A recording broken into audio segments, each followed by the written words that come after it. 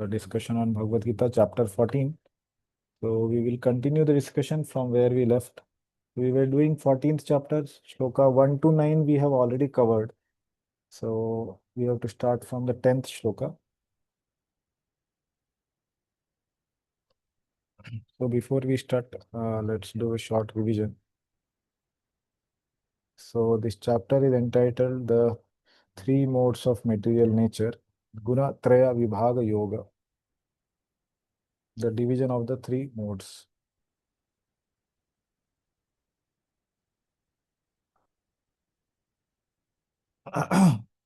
So here in the previous chapter we saw Lord Krishna in the 13th chapter explained about the six concepts: Kshetra, Kshetragya, Jnana, Geyam, and Prakriti and Purusha. So in this chapter now Krishna says that among all of these, the most important, that is the Purusha and the Prakriti and their interaction. So I will explain the most important knowledge in this chapter. Param bhuya pravakshami jnanam jnananam jnanamuttamam yadgyatva munaya sarve param siddhim ito gataha. So by knowing this knowledge, one will attain param siddhi, the supreme perfection.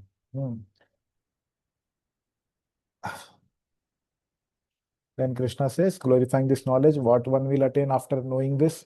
Idam jnanam upashritya mama sadharmyam agatah sarge na upajayante sarge api na upajayante pralaye na vethanti te.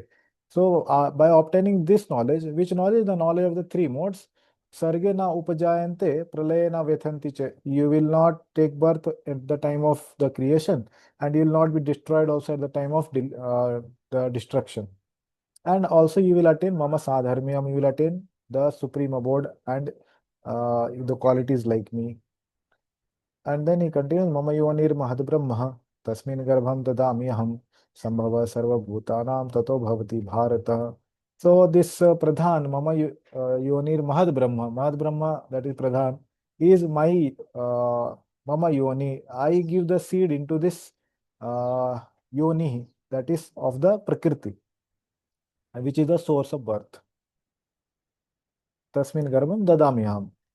And sambhava sarvabhutanam. From this, all the living entities come out. They become created. Tato bhavati bharatah. Then he says, the last verse in this section, sarvayonishu konteya murteha sarva sambhavanti ah tasam mahad brahma rasa brahma mahad yonir aham bija pradah pita. So he says, I am the seed giving father of all the species of life, O Konteya. And in the same way, all the entities in this world also get the ability to produce the offsprings like that. And next section we saw, the second section, the modes bind the pure soul. So the interaction between the Purusha and Prakriti. So Krishna told that this knowledge is very, very important, how it can lead to liberation. And this whole material creation, how does it come into place, is by the interaction of the Krishna, that is as the Garbhodaksha Vishnu, his glance on Pradhan. So that we discussed in the last session. And that gives birth to the whole Sarga, or the creation or primary creation of this material world. And then second section, the modes bind the pure soul. The soul who is actually pure, it is not having any matter into its constitution. It is completely spiritual. How does that get affected by the modes? Sattvam rajas tamah iti guna prakriti sambhavaha nivadananti mahabaho dehe dehinam avyayam. So here Krishna is describing about the three modes, that they are coming from where? Prakriti sambhavaha. They are born from material nature. Okay. And what are the three modes? Sattvam, Rajas, Tamaha. These are the three names: goodness, passion, and ignorance. So when the living entity, Avyayam, Dehinam, comes into contact with the nature, he gets the body. So he's called Dehe. He is situated in the body. So he's called Dehi. Okay. And then he has the body which is Dehe. Mahabaho Nibadananti. He becomes conditioned. Conditioned by what? All the three modes: Sattvam, Rajaha, and Tamaha. Then going ahead, Krishna speaks, Tatra Sattvam Nirmalatvat prakasham anamayam, sukha sangena badhanati, jnana sangena chanagha. So now he describes about the characteristics of the mode of goodness. So what he says, O Anagha, the mode of goodness, Tatra Sattvam, Nirmalatvat. First characteristic is that it is Nirmalatvat. It is purer than the other two modes. Second, Prakashakam. It is illuminating, knowledge giving, enlightening, Anamayam, and it makes one free from all sinful reactions. This is the characteristic of mode of goodness. And what is the outcome of this mode of goodness? Sukha Sangena Badhanati Jnana Sangena cha Anega. So those situated in this mode, they are conditioned or they are situated in the sense of happiness and knowledge. Okay. So they are conditioned by the sense of happiness and knowledge. That was mode of goodness. Then saying about the passion, he says, Rajo ragatmakam vidhi trishna sangena samudbhavam tannibadhanati kaunteya karma sangena dehinam. So what are the characteristics of the mode of passion?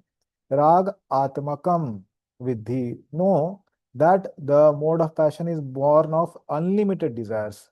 And specifically, the Acharyas say in the commentary or in the purports that desire to enjoy.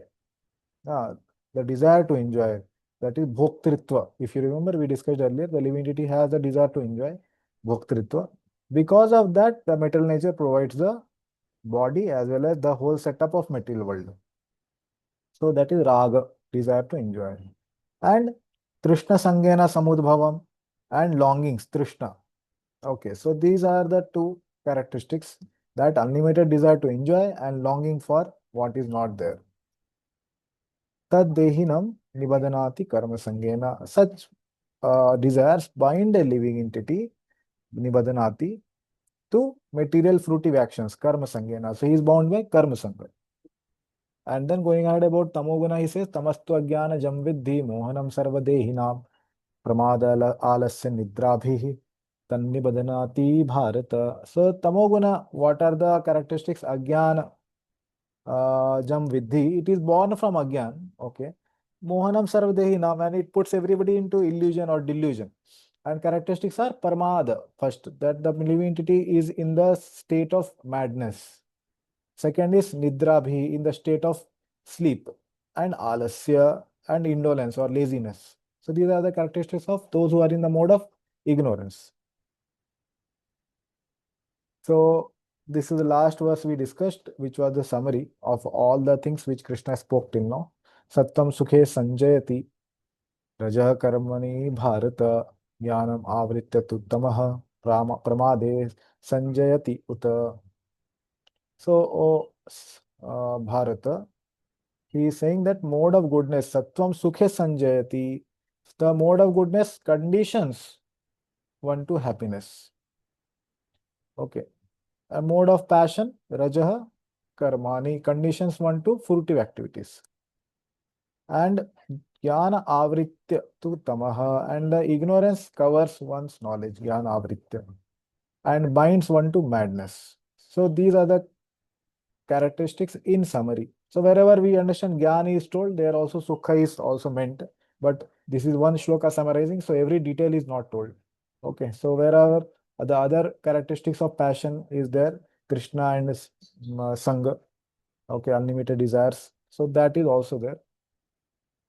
And then goodness we discussed, and ignorance wherever Nidra, Alasya, and Pramada, all three are there, even though only one may be mentioned here, Pramada. Yeah. So we have discussed this, and today we are going to start with the recognizing a mode's supremacy, that the competition among the three modes and which mode will win for in every individual person, that we are going to discuss. Okay, so before we discuss, any questions are there, then we can take now.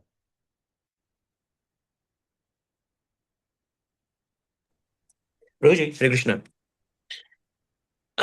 Towards the last, part of the discussion last time, there's a mention of, because we are conditioned, we are bound by, even in Sattva Guna, we are there's a binding to it. So, Hmm. so could you explain that? You had actually given some example. Uh, Mhm.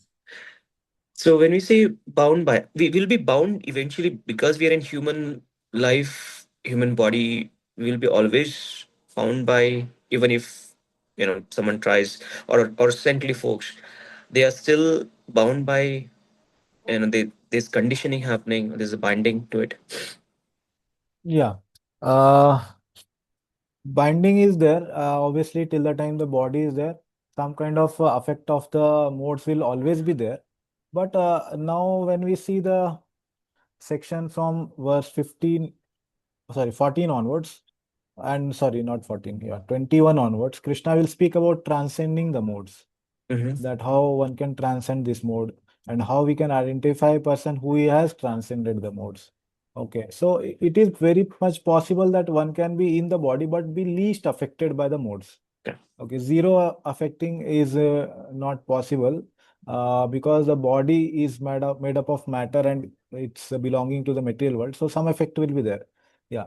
So that is the thing. But at the same time, one has to understand that one has to try to transcend it by Mm. taking up to the spiritual path.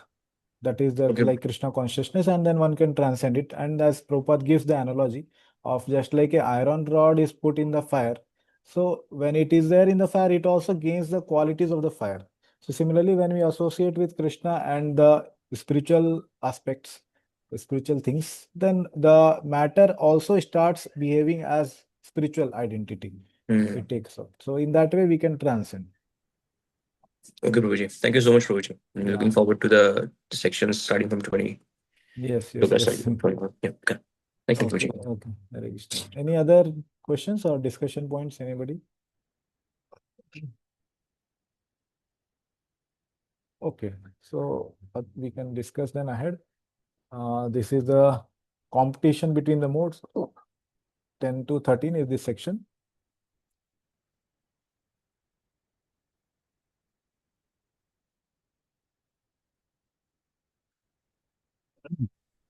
रजस्तमः चाभिभूय सत्वं भवति भारत रजः सत्वं तमश्चैव तमः सत्वं रजस्तथा.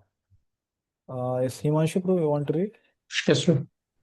Sometimes the mode of goodness becomes prominent, sattvam bhavati, defeating the modes of passion and ignorance, rajas tamascha vibhuya. O son of Bharat, sometimes the mode of passion defeats goodness and ignorance, rajas sattvam tamaschaiva, and at other times ignorance defeats goodness and passion, tamasattvam rajas tatha. In this way, there is always competition for supremacy. Yeah, so here Krishna is speaking about the competition among the three modes.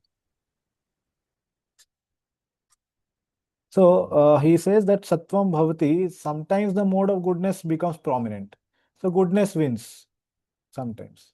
And sometimes similarly, the mode of passion also wins. Sometimes Rajaha Sattvam Tamaschaiva. So sometimes passion will win. And similarly, at other times, ignorance will also win. Okay.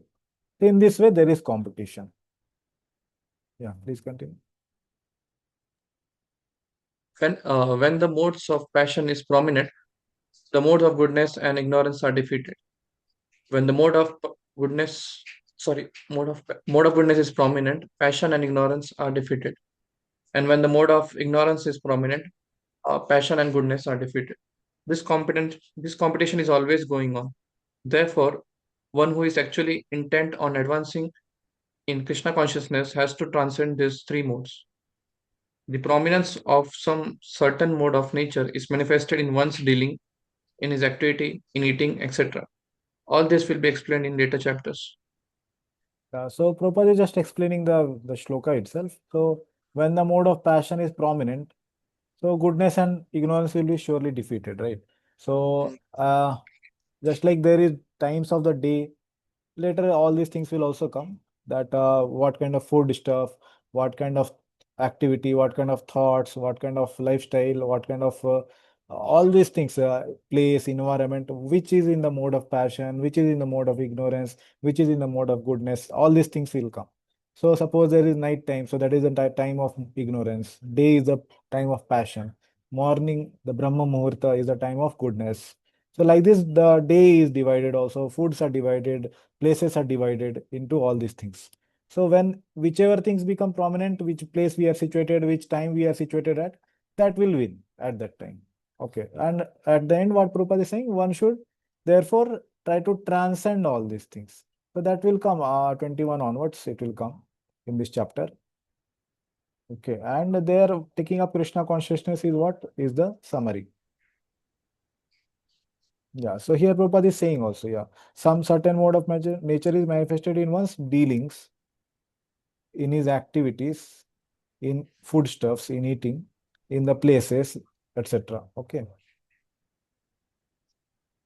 But if one wants, he can develop by practice the mode of goodness and thus defeat the mode of passion and ignorance. One can similarly develop the mode of passion and defeat goodness and ignorance. Or one can develop the mode of ignorance and defeat goodness and passion. Although there are these three modes of material nature, if one is determined, he can be blessed by the mode of goodness. And by transcending the mode of goodness, he can be situated in pure goodness, which is called Vasudev state, a state in which one can understand the science of God. By the manifestation of particular activities, it can be understood in what mode of nature one is situated. So one can actually do this development, Prabhupada is saying, the mode of passion, goodness or ignorance, one can develop that. By what? They can be developed by abhyas, by practice. Okay, so by practice one can develop such kind of uh, modes actually, yeah. So although there are three modes of mental nature, if one is determined, if one is always determined and having this determination that he wants to be in certain mode so that he can practice spiritual life or do whatever else nicely, so that is also recommended here. Yeah. Yeah, please continue. When the three gunas are equal, how can one of them suddenly become prominent? The nature of the gunas is that they appear and disappear according to operation or exhaustion of old karmas. Sattva becomes prominent with the disappearance of rajas and tamas. Rajas becomes prominent with the disappearance of sattva and tamas becomes prominent with the disappearance of sattva and rajas. When one of them becomes strong and the others are weak, then it produces its particular effect, which were previously described. Yeah, so Baldev Devotion is giving one insight here, very important. Here he's saying, so these three gunas are equal. Okay, then how can suddenly one become prominent? So he answers, the nature of the gunas is that they appear and disappear. It's not that always one person will be in one guna and other person will be in that guna. It's not like that. And even the time of the day keeps changing, the place we keep changing, the food we eat keeps changing, right? So nothing is constant in anybody's lifestyle. So according to operation or exhaustion of old karmas, they appear and disappear. So according to the past karma, if we have associated more with the ignorance kind of people or activities or the places or food, then that only will come into being now also. Correct. Just like the fan is running, if we switch off the fan, does not mean the fan will immediately come to zero speed. It will continue for some time running. Correct. And if the fan is stopped, and when we switch on, immediately it does not go to the speed 5. It will go from 0 to 1, 2, 3, 4, 5, or the bike or car, whatever we are trying to drive. If we have to go to the speed 60, it will not suddenly go from 0 to 60, right? As a digital clock. It will analogously go 0 to 10, 20, 30, 40, 50, 60. So like that, the things go into one mode to other mode slowly, but surely. Okay. So why do they go? Because of the past karmas in the past lives, whatever we have accumulated based on that. Yeah. Let's go to the next shloka. Sarvadvareshu dehesmin prakasha upajayate jnanam yada tada vidyad vivriddham sattvam iti uta. Nimai Rajendra, you want to read? Hare Krishna, Prabhuji. The manifestation upajayate of the mode of goodness vivriddham sattvam itya uta can be experienced tada vidyad when all the gates of the body asmin dehe sarvadvareshu are illuminated yada prakasha by knowledge jnanam. Yeah, so now Krishna is speaking about how one can identify the mode of goodness is present in somebody. Okay. So here it is said, okay, that just 1 minute.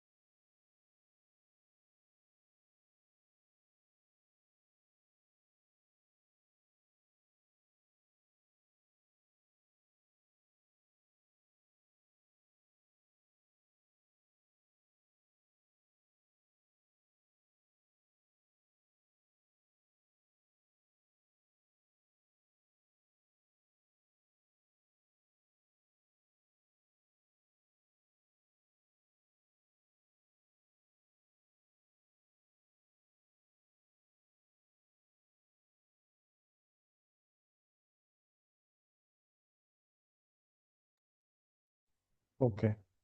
So Krishna is speaking about that mode of goodness, how we can identify the mode of goodness is being illuminated or being manifested.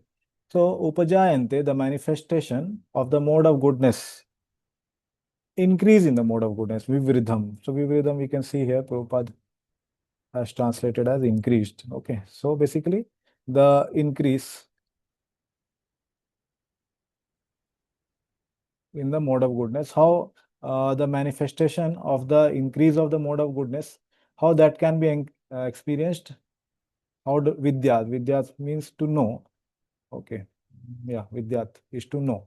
So how mode of goodness increase is being known to a person.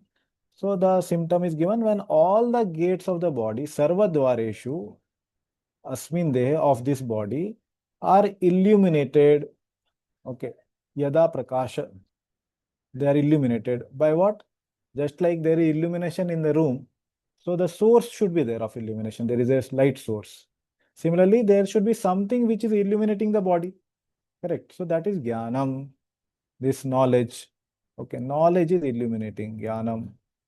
That is told. Okay. Yeah, please read. There are 9 gates in the body: 2 eyes, 2 ears, 2 nostrils, the mouth, the genitals, and the anus. When every gate is illuminated by the symptoms of goodness, it should be understood that one has developed the mode of goodness. In the mode of goodness, one can see things in the right position, one can hear things in the right position, and one can taste things in the right position. One becomes cleansed inside and outside. In every gate, there is development of the symptoms of happiness, and that is the position of goodness.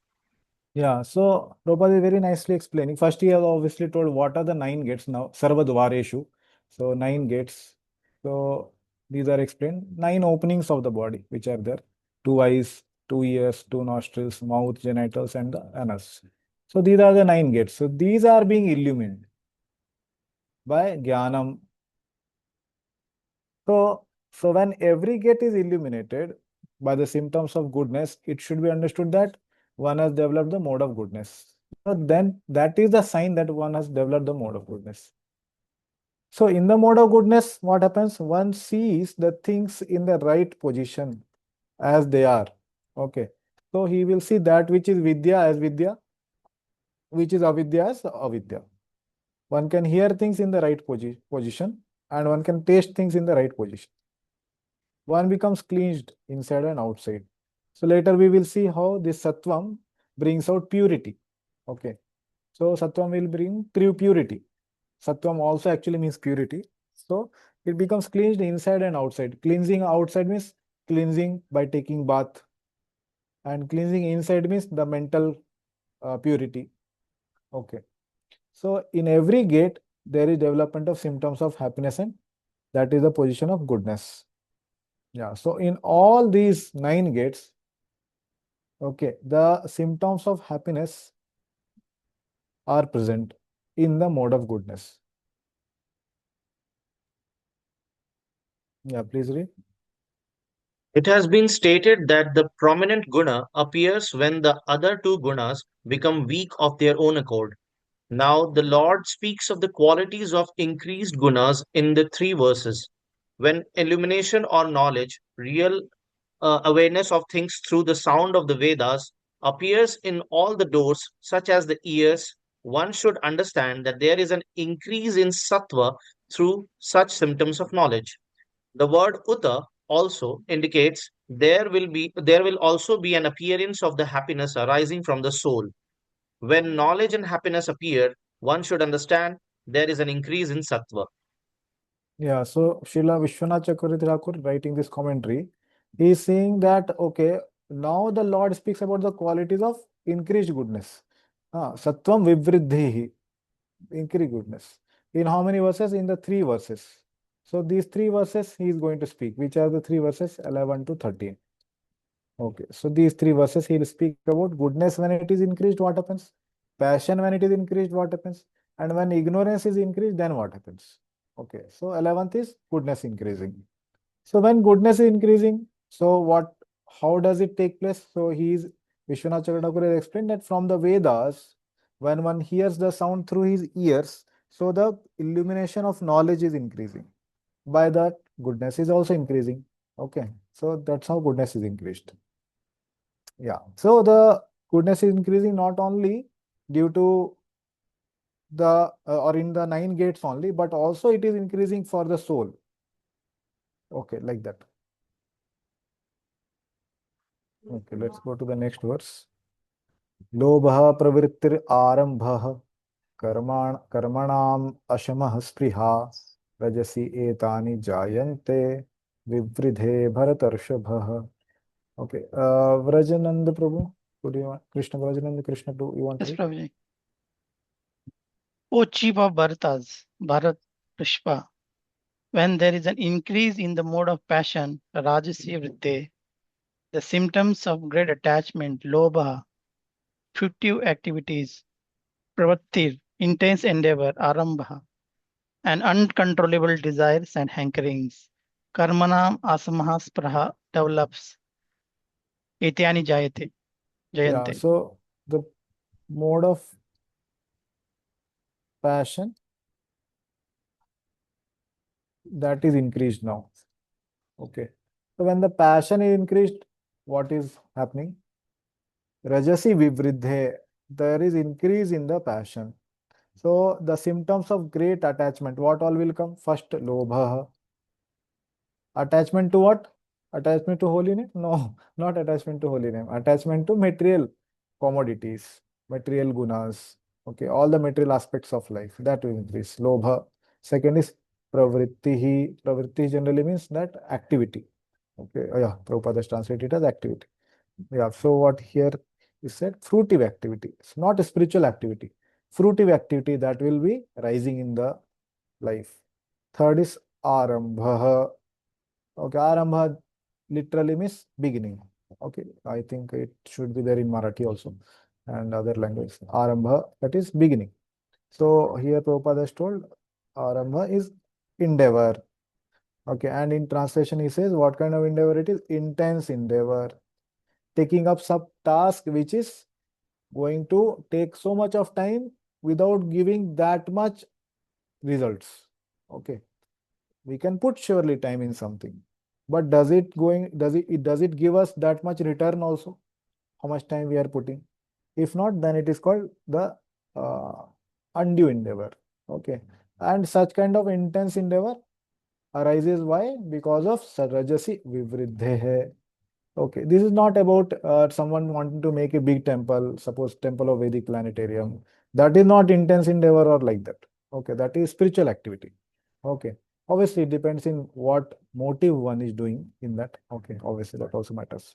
Yeah, arambha, third. Fourth is karmanam asamaha spriha. Okay, karmanam, that is the activities, or how Prabhupada is translated here. Karmanam, inactivities, yeah. So in the activities, asamaha spriha, spriha is desire. Okay, so uncontrollable, asamaha, uncontrollable desire he has. Okay, and also hankering. Okay, so fourth is he has this karmanam asamaha spriha due to rise of passion for intense hankering or desire, again not for spiritual things, for material things. Okay, so it's not bad to have desire for having material commodities. Whatever is needed, that is surely recommended. Okay, so but it is not recommended that one accumulates beyond one's need. Okay, like that. So even Srimad Bhagavatam, first canto, second chapter, it speaks that how the artha should not be used for uh, sense gratification, but it should be used for keeping oneself, keeping the soul and the body together so that one can perform a spiritual life. So in that sense, so asama spriha is not recommended. Basically, that uncontrollable desire, like that. These all develop etani jayante. Okay, by the rajasa. Yeah, please continue. One in the mode of passion is never satisfied with the position he has already acquired. He hankers to increase his position. If he wants to construct a residential house, he tries his best to have a palatial house as if he would be able to reside in that house eternally. And he develops a great hankering for sense gratification. There is no end to sense gratification. He always wants to remain with his family and in his house and to continue the process of sense gratification. There is no cessation of this. All these symptoms should be understood as characteristics of mode of passion. Yeah. So Prabhupada is giving with lot of practical examples in daily life, what it means that one is increasing the passion. So first he is saying that the passion makes one never satisfied. Okay. So where is it mentioned in the verse? Does any word say about this? Never satisfied?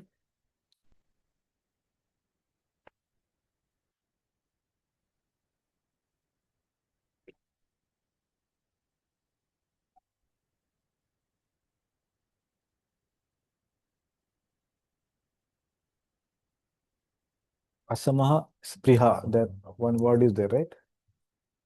See, here we have asamaha spriha, uncontrollable desire.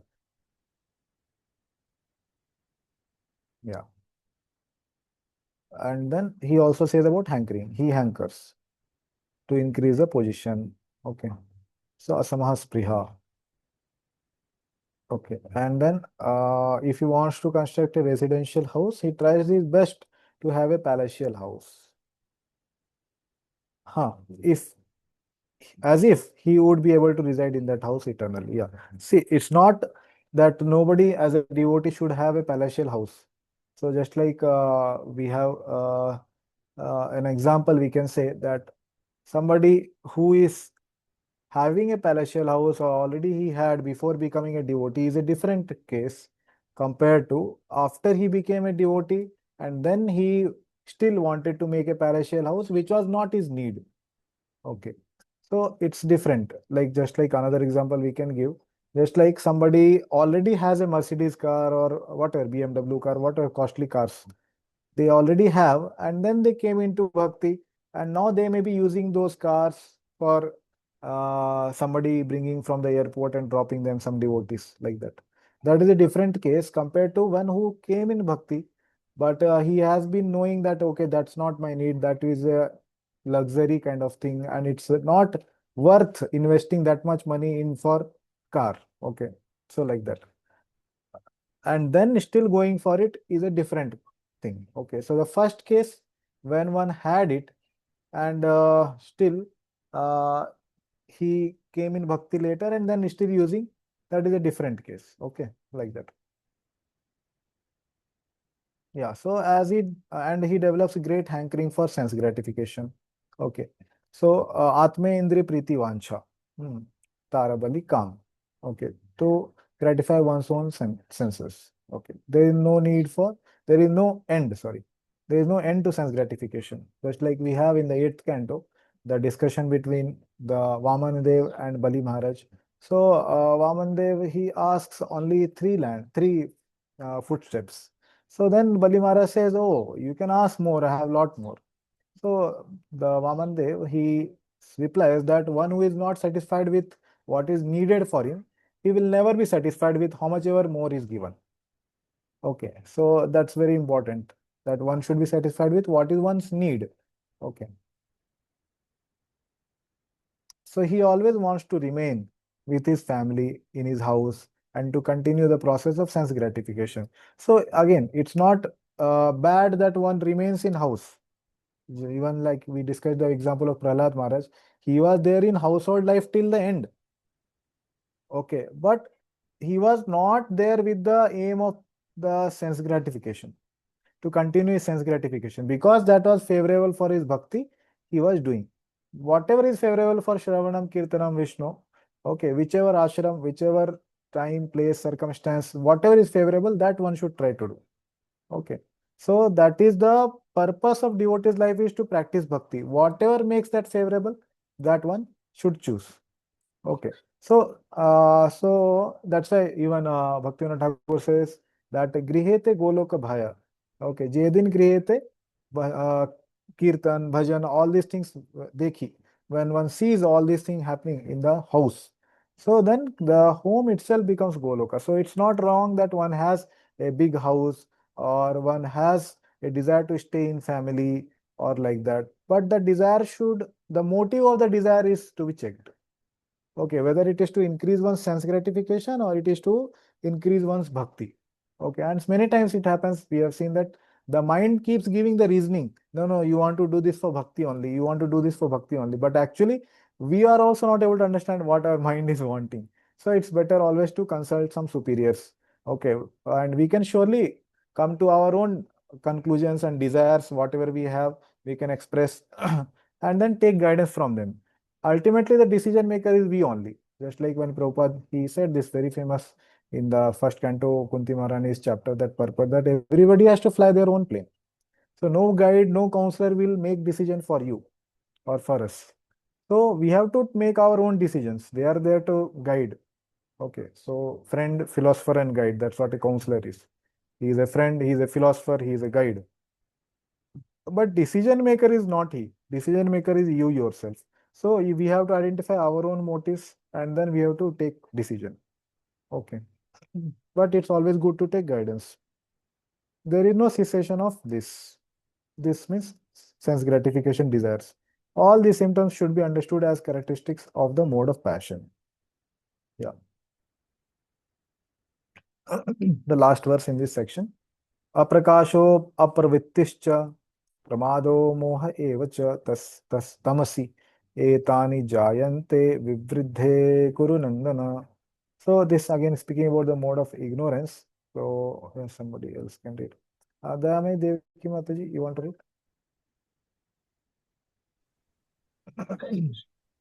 When there is an increase in the mode of ignorance, etani jayante, O son of Kuru Nandana, great darkness, aprakasho, inertia, apravritti cha, madness and illusion, pramado, moha, evacha, are manifested. Etani jayante.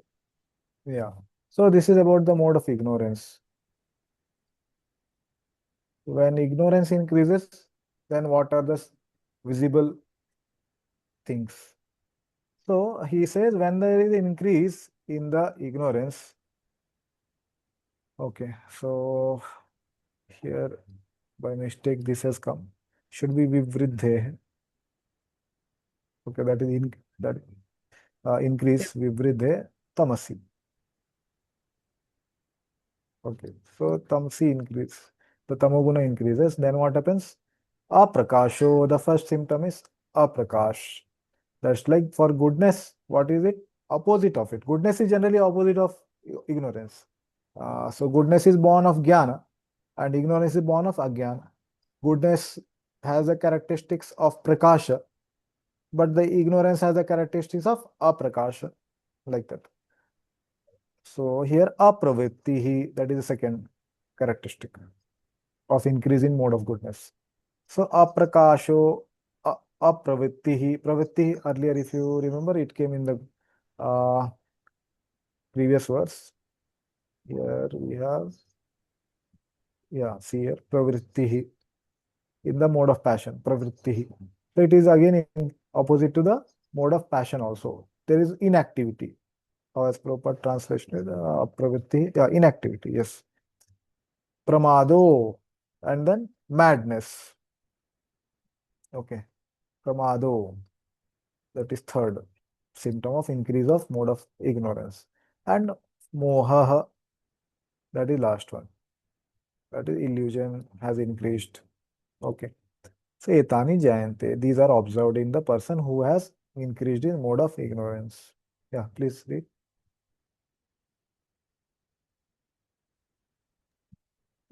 When there is no illumination, knowledge is absent. One in the mode of ignorance does not work by a regulative principle. He wants to act whimsically for no purpose. Even though he has the capacity to work, he makes no endeavor. This is called illusion. Although consciousness is going on, life is inactive. These are the symptoms of one in the mode of ignorance. Yeah, so very nicely Prabhupada written. Consciousness is going on, but life is inactive. Okay, just like the consciousness is there means the soul is there, and the one of the nature of the soul is in the material world, that he has the nahi kaschit chanam api jatu tishtati akarmakrit. Okay, that even for one chana, 1 second, he cannot be akarmakrit without doing any activity. At least mental activity he will do. Every soul, nobody can remain fully inactive, even at the level of mind. Even we are going to sleep, then we are having some dreams. What to speak of when we are awake, right? So the consciousness, when it is there, so there should be some activity. Okay, but here inactivity is basically meant from the sense organs, the karma indriyas. Okay, and the mind surely will be active even for a person who is ignorance. So Prabhupada is saying when there is no illumination, aprakasha, the knowledge is absent. Ajnana is present. Yeah, jnana is absent and aprakasha is there. Because of the bulb is not lighted, so how will there be illumination in the room? Similarly, the bulb of the knowledge is absent, then there won't be any illumination also. That is the meaning. So one in the mode of ignorance does not work by a regulative principle. So among the all the three modes, who will work by regulative principle? Goodness person. Yeah, In goodness will do the best.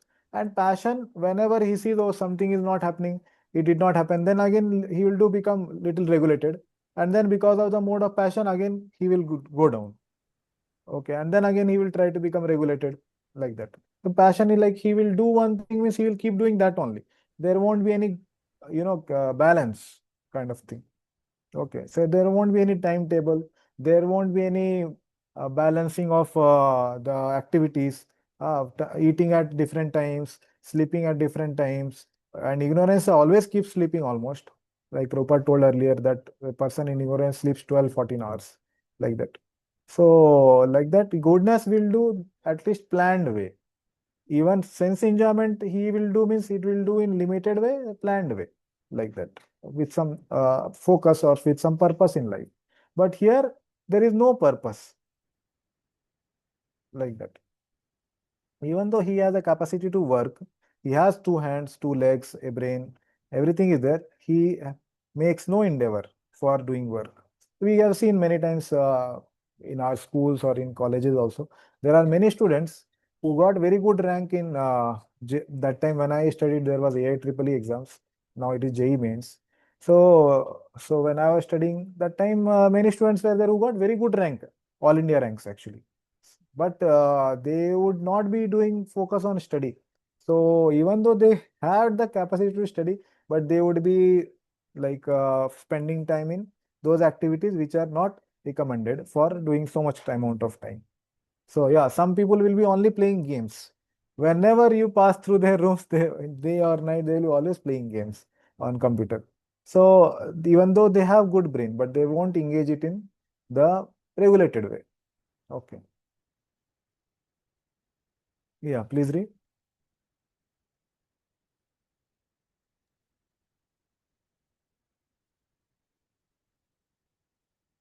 Who was reading? I Sorry, also forgot.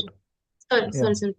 Absence of discrimination, accepting sound and other sense objects not approved by the scriptures, aprakasha, absence of all effort, apravritti, inattention, for example, conviction that one does not have anything when holding it in one's hands, pramada, and absorption in the wrong or false moha appear with the increase of tamas.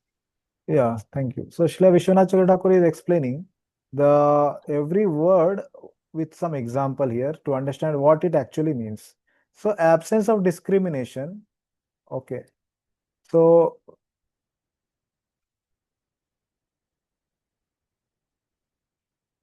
yeah. So here the translation of Vishwanath Chakravarti Thakur is absence of discrimination or discriminant. Okay. Aprakashoho. That is the word. Okay. So Prabhupada has translated it differently as darkness, but Vishwanath Thakur has taken it as absence of discrimination, basically. Yeah, so that is aprakashaha. Yeah. So accepting sound and other sense objects not approved by the scriptures, that is aprakashaha. So one knows that what is recommended in the scriptures, or it is known that one should follow the four regulative principles. One should chant 16 rounds. One should get up early in the morning. One should hear the voice of a spiritual master, Siksha Guru, Diksha Gurus. These are all recommendations, and one should try to avoid those which are not going to help in his spiritual life. All these things are known, but still he doesn't have that discrimination, or he does not exercise that discrimination. So that is aprakashaha. This is first one. Second one is apravrittihi, absence of all effort. So even though the discrimination may be there, but the effort is lacking. That is apravrittihi. Okay. So like every day one should read scriptures for some time, do his sadhana or her sadhana, or chant the holy names, but the effort is lacking. That is apravrittihi. And then inattention, that is pramada. Correct. So what is inattention? For example, conviction that one does not have anything when holding it in one's hand. Okay, that is pramada. This is third thing. Just like many times we would have seen somebody, those who are wearing specs, they have this experience, I think. They have kept the specs on their head only. Maybe Amit Prue has some experience can share. And so we are searching the whole house. Where are the specs? Or even actually there is very famous saying. So the child is in the lap, but the lady is searching the child whole town. Okay. So that is a saying that even though the child is there in the lap itself, but the lady is searching, where is my child? Where is my child? Because it's so accustomed, or one is in basically pramada, inattention, that everybody is he's so accustomed to being in that state that he is not able to overcome it. Okay. So somebody else has to tell them. So just like whenever somebody is inattentive or sleepy in chanting, so rarely we see that he himself wakes up, or he himself is attentive. Somebody has to wake him up like that, or somebody is sleeping also as though. So it's very rare that he will himself wake up when it is there. Even when alarm is there, people don't get up. What to speak of without alarm waking up?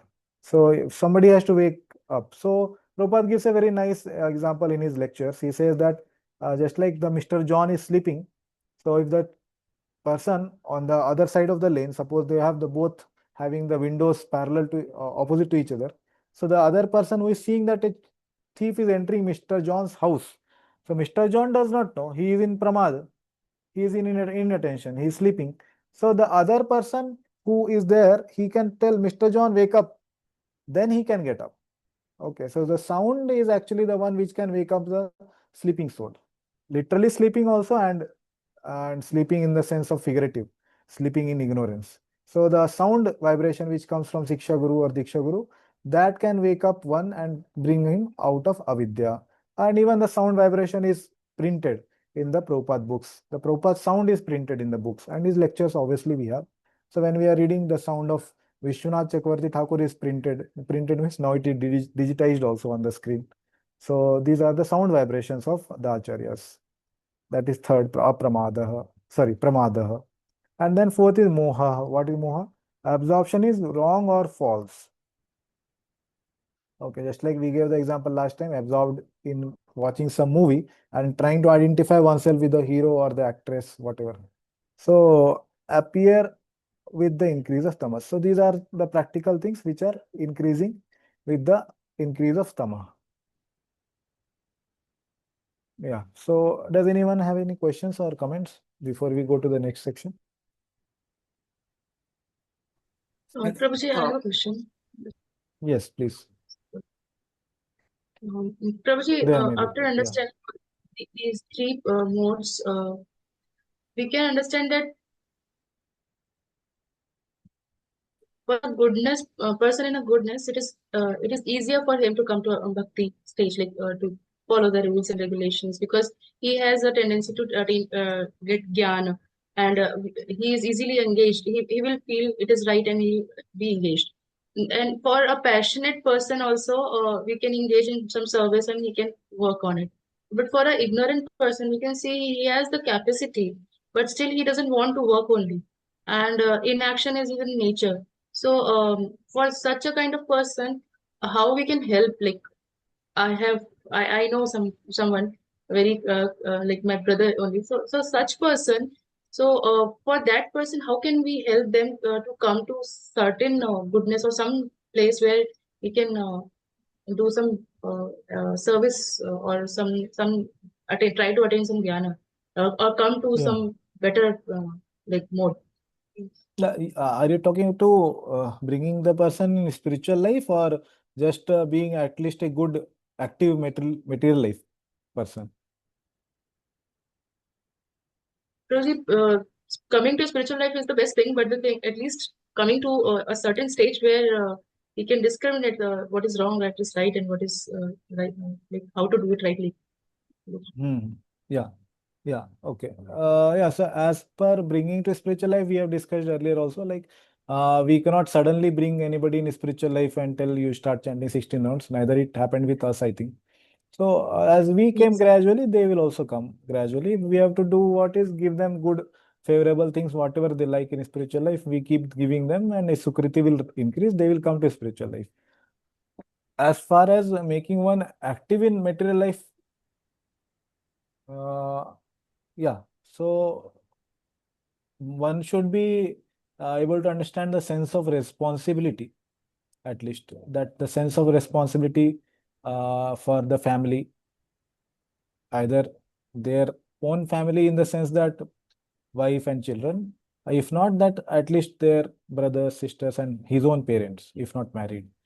So the sense of responsibility is actually a very good activating agent if that is there. Because if that is not there, then sometime he will be active and then again it will go down. Okay, so the sense of responsibility should come.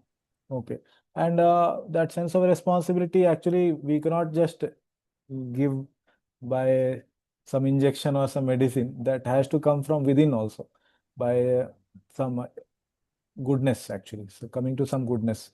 So the sense of responsibility, I would say that would be bringing in will be helpful. Okay.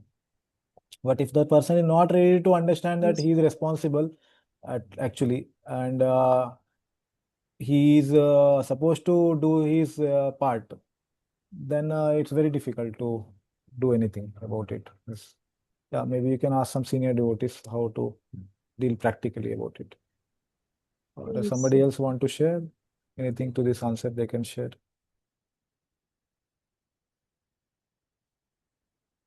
Okay, Gayatri Mataji. Hare Krishna Prabhuji. Prabhuji, I have a question related to verse number Your 10. voice is quite low in volume. Can you keep the Hare Krishna. microphone near?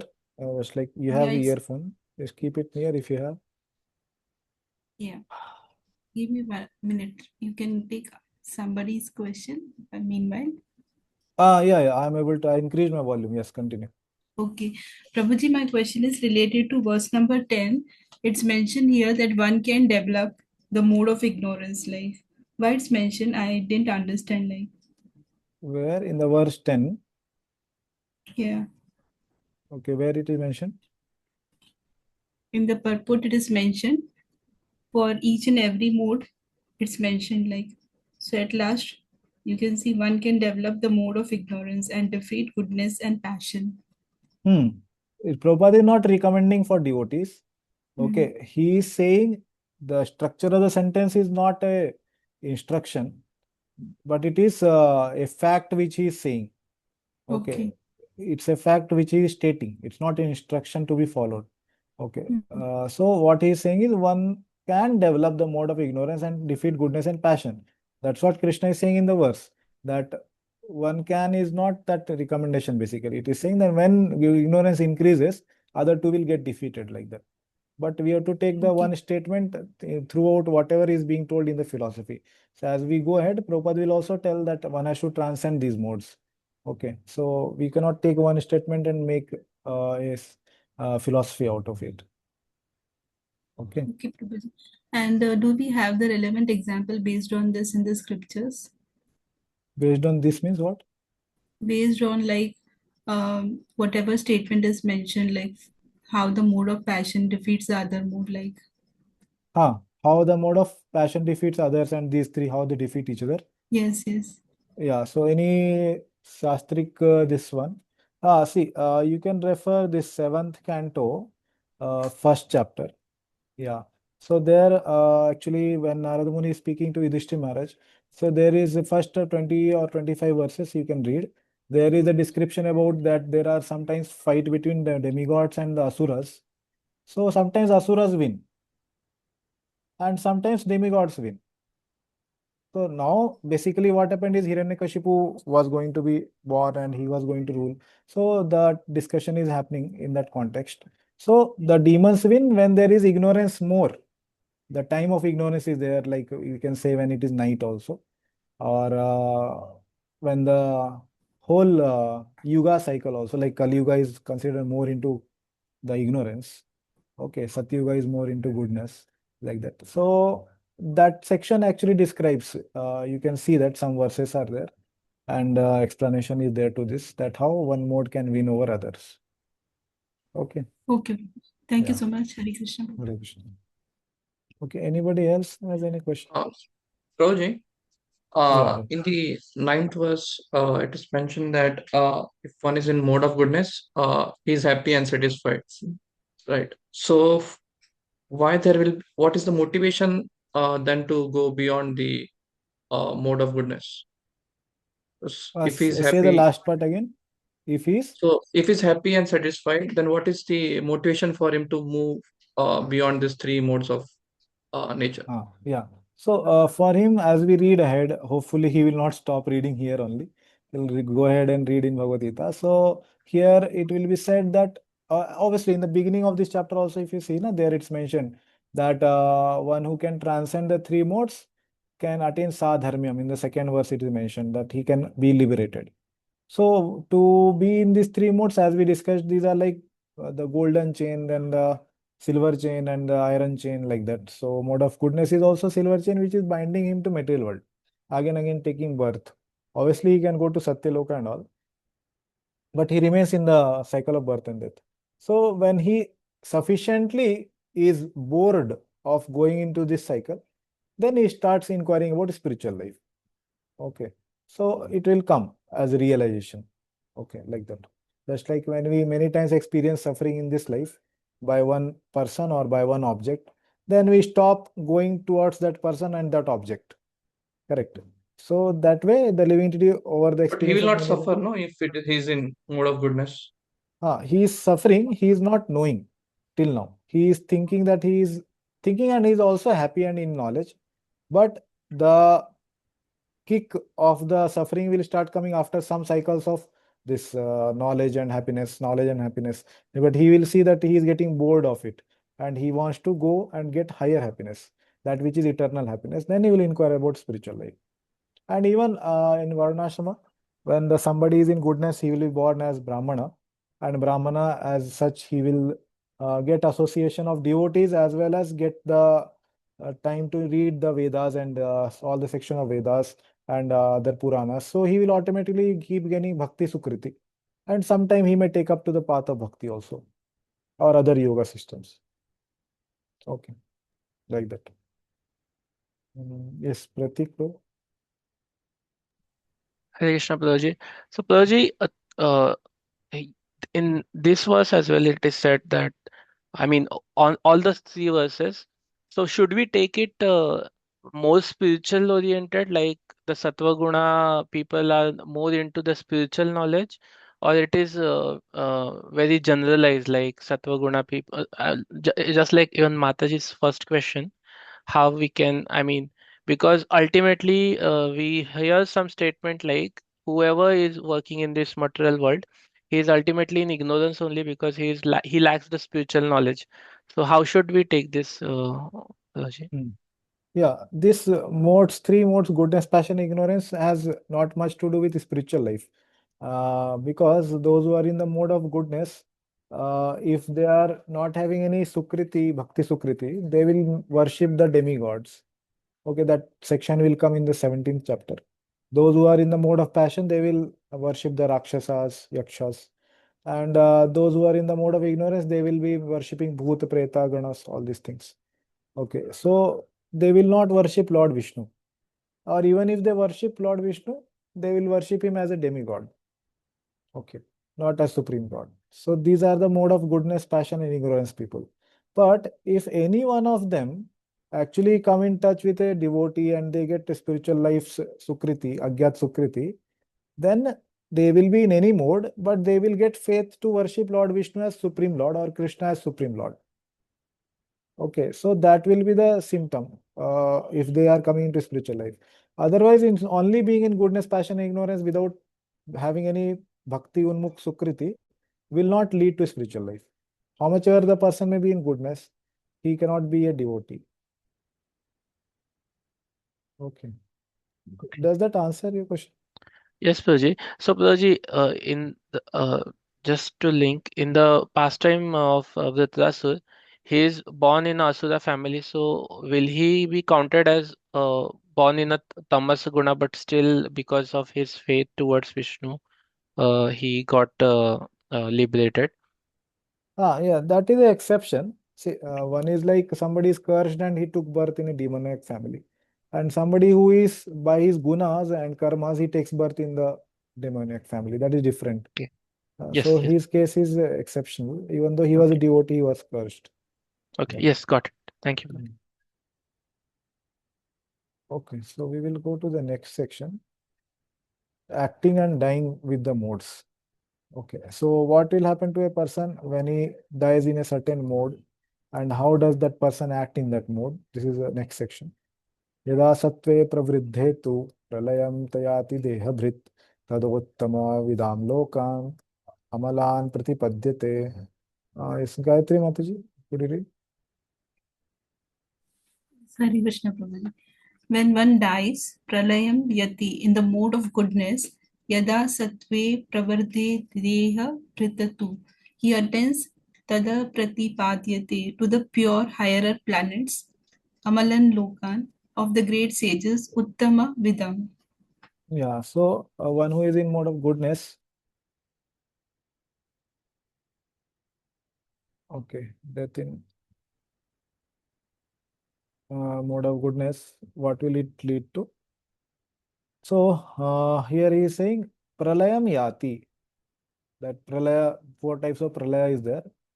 Just like generally we say pralaya means the destruction of the universe, this Brahmanda. So here the fourth type of pralaya is actually, sorry, not fourth, third. That is when a person dies. Okay. Nitya pralaya is also there, that every day our body is deteriorating. Okay. So this is pralaya, is called death. Okay. Pralaya yati means bring, or when it comes. Yeah, the mode, in the mode of goodness when it happens, sattve pravriddhe deyabhrittu, he attains. Okay, what he attains? To the higher planets. Amalan Lokan. Amal is that which is without any impurity, mala. loka. So that is basically Prabhupada will say in the purport, Brahma lok, Tapa lok, all these higher 4 planetary systems like that. He will attain that. So person who is dying in the mode of goodness, he will go to the abode of the great sages. Uttamam Vidam. Yeah, please read.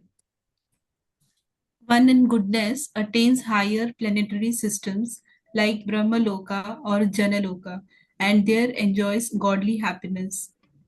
The word Amalan is significant. It means free from the modes of passion and ignorance. There are impurities in the material world, but the mode of goodness is the purest form of existence in the material world.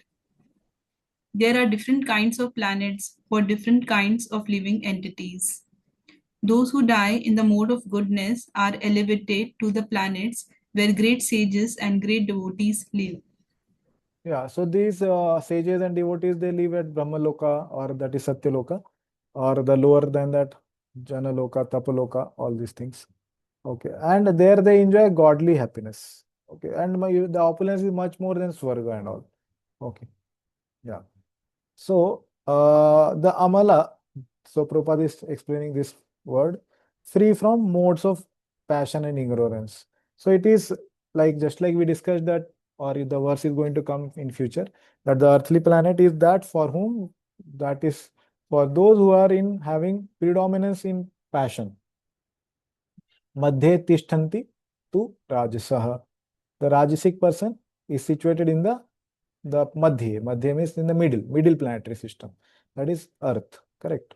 So those who are having the predominance of goodness, they will be residing obviously in the upper planetary systems like that. Okay, and those who are having the predominance of ignorance, they will be residing in lower planetary systems. Atal, Sutal, Mahatal, Talatal, Rasatal, Patal, all these things. Correct? Yeah. So these are the impurities in the material world. Okay. So Prabhupada is saying that goodness is also actually keeping one in the material world only. See here. But the mode of goodness, impurities are this: ignorance and passion. These are the impurities. But the mode of goodness is pure, Amala. But it's Amala not in the sense that it is spiritual. In the material modes, it is purest. Okay, like that. So in the material world only the person will remain. Even with the mode of goodness, he will not go to the spiritual life. Okay. So we have seen many people who are having many qualities and they are having many, this is what we have, this Jnanam, Sukham, and all these things, qualities they have, knowledge and happiness, but they are not having any attraction towards spiritual life. Why? Because they have not got any association of devotees in the past lives or this life. They have not got any Agyat Sukriti. That's why. So they are elevated to the higher planets. Now about the Rajoguna. Rajasi pralayam gatva karma sangeshu jayate tatha pralinas tamasi mudha yonishu jayate. Okay, Isha Mataji, you want to read? Next question. When one dies in the mode of passion, the Rajasi Pralayam Gatva, he takes birth among those engaged in fruitive activities. Karma Sangishu Jayate. And when one dies in the mode of ignorance, Tatha Pralayans Tamasi, he takes birth in the animal kingdom. Mudha Yonishu Jayate. Yeah, so now the death in the mode of ignorance is told here. Sorry, passion. Yeah, so when one dies in the mode of passion, so what happens? Rajasi pralayam gatva, karma sangishu jayate, he takes birth among those in fruitive activities. So this is mostly the earth planet. And when one dies in the mode of ignorance, he takes birth in the animal kingdom. Okay, yeah, passion and ignorance. Both. Yeah. So Mudha Yoni, obviously Prabhupada translated here it as the animal kingdom, and Vishwanath Chakravarti does it in a different way. Okay. Yeah, please read. Yes, Guruji. Some people have the impression that When the soul reaches the platform of human life, it never goes down again. This is incorrect. According to this verse, if one develops the mode of ignorance, after his death, he is degraded to an animal form of life. From there, one has to again elevate himself by an evolutionary process to come again to the human form of life. Therefore, those who are actually serious about human life should take to the mode of goodness and in good association transcend the modes and become situated in Krishna consciousness. This is the aim of human life. Otherwise, there is no guarantee that the human being will again attain to the human status. Yeah, so the thing Prabhupada is trying to explain here is that what is wrong with the mode of passion and ignorance. So already it was established that goodness is best among all the three modes. And Prabhupada is now again saying that one will get degraded if he remains in the mode of passion, because going to ignorance is very easy from there, just one step. But from goodness to ignorance will be like two steps. First he has to go to passion, then go to ignorance, like that. So here it is being said that how the mode of goodness also is best among them, but it will keep one to material life in the material world. But it is a best platform to go to the next, that is spiritual life, transcendence. Okay, so the example is given, just like when the airplane has to take off. So first it has to gain some speed on the runway. So the runway is compared to the goodness. So when one is in the goodness, then there is a good chance that he can take off from there to the spiritual life.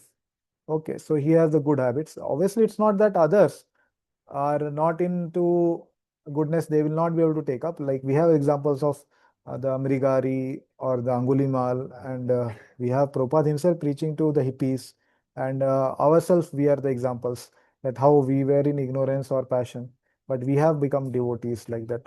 So it's not that everybody has to be in goodness only, then only one can become devotee, but it's preferred.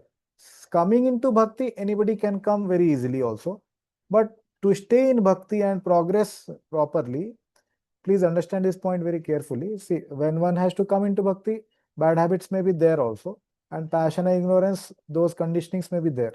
But when one comes and he has to progress, the baggage or the bag one is carrying, the more one was conditioned with passion and ignorance, that much it becomes difficult to go ahead in spiritual life. Coming in spiritual life might not have been very difficult for him. So we have seen many people who have the addictions of liquor or cigarettes. So it's actually difficult for them to progress in spiritual life. Or those who have the habits of even, just like you must remember or have heard one example, Bhaktivedanta Swami Thakur quotes that how somebody who was conditioned to thievery, when he came for a yatra, so he knew that I should not do thievery among the devotees, but he happened to be exchanging the bags of one camp to another camp because something he had to do like that. So he did not do the thievery, but to progress in spiritual life and going ahead becomes difficult then. So it's like somebody has to climb a mountain from here.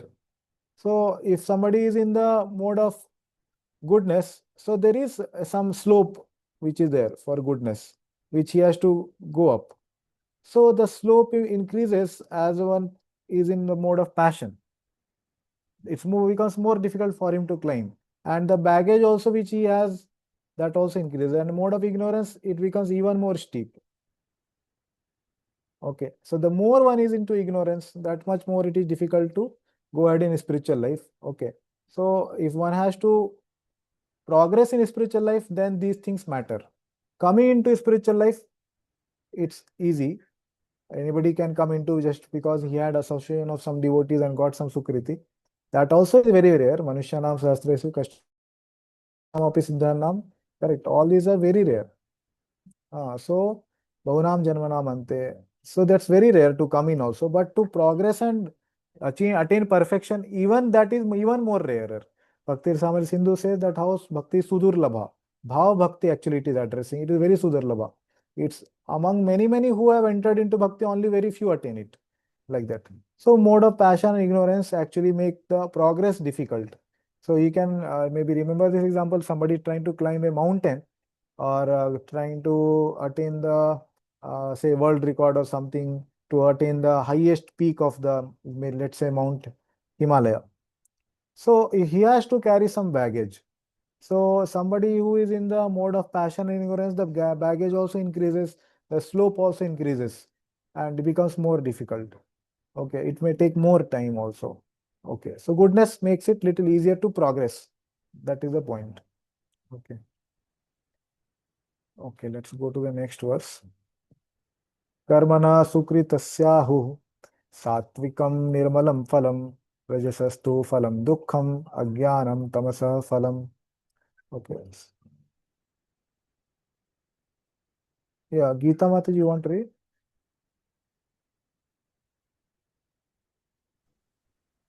The result of pious actions, sukrityasya karmana phalam ahu, is pure and is said to be in the mode of goodness. Satvikam nirmalam, but action done in the mode of passion results in misery. Rajasa tu phalam dukham, and action performed in the mode of ignorance results in foolishness. Ajannana tamasa phalam. Yeah, thank you. So here again, it's being said that the result of pious action, sukritasya karmana phalam ahu, sukriti. Okay, the pious activity. This is not bhakti unmukh sukriti. It can be just in general, like doing some charity or digging some wells, or nowadays that may not be relevant, then keeping some water pots near the road side, like that. You must have seen some people doing like that activity. General pious activities like that. Okay. Not like those distributing prasad or coming to temple. These are spiritual activities.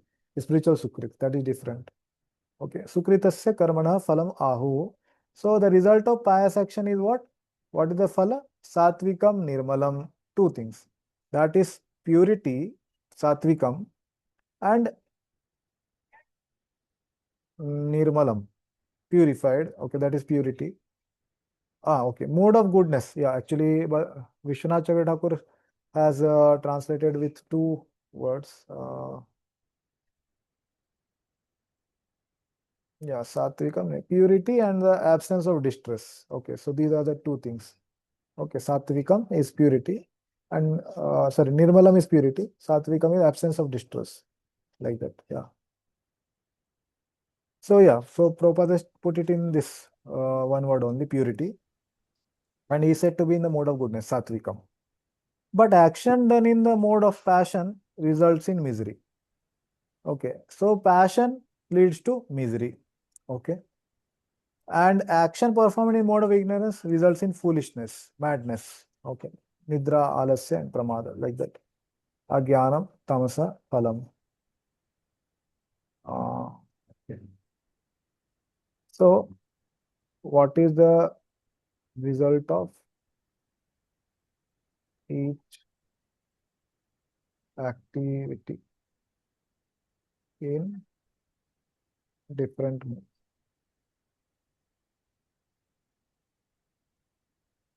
Yeah, please read. The result of pious activities in the mode of goodness is pure. Therefore, the sages who are free from all illusion are situated in happiness. But activities in the mode of passion are simply miserable. Any activity for material happiness is bound to be defeated. If, for example, one wants to have a skyscraper, so much human misery has to be undergone before a big skyscraper can be built. The financier has to be take much trouble to earn a mass of wealth, and those who are slaving to construct the building have to render physical toil. Thank you. So here, result of pious activities in the mode of goodness is pure, nirmalam.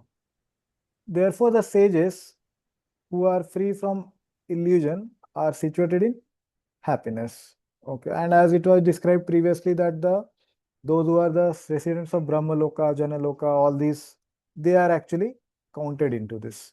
Okay. So they are situated happily, without illusion, okay, without any pramada. But activities in the mode of passion, so this was about goodness. And then activities in the mode of passion are simply miserable. And activity for material happiness is bound to be defeated. Yeah, so how much ever one may try to create material happiness by having a palatial house or very luxurious car or a very fit, healthy body, all these things will deteriorate after some time. Okay, that is the nature of the material world, that everything deteriorates. Okay. If, for example, one wants to have a skyscraper, so Prabhupada gives a similar example. So human misery has to be undergone before a big skyscraper can be built. Okay. Somebody may say, no, the owner did not undergo the misery.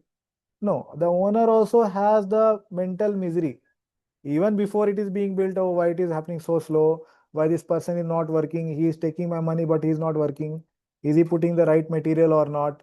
Is he mixing some more sand into the cement? Like that, all these miseries he will have. Then when it is constructed, when the people will purchase it, I have to do advertisement about it. And when everybody has occupied, why the person has not paid the rent?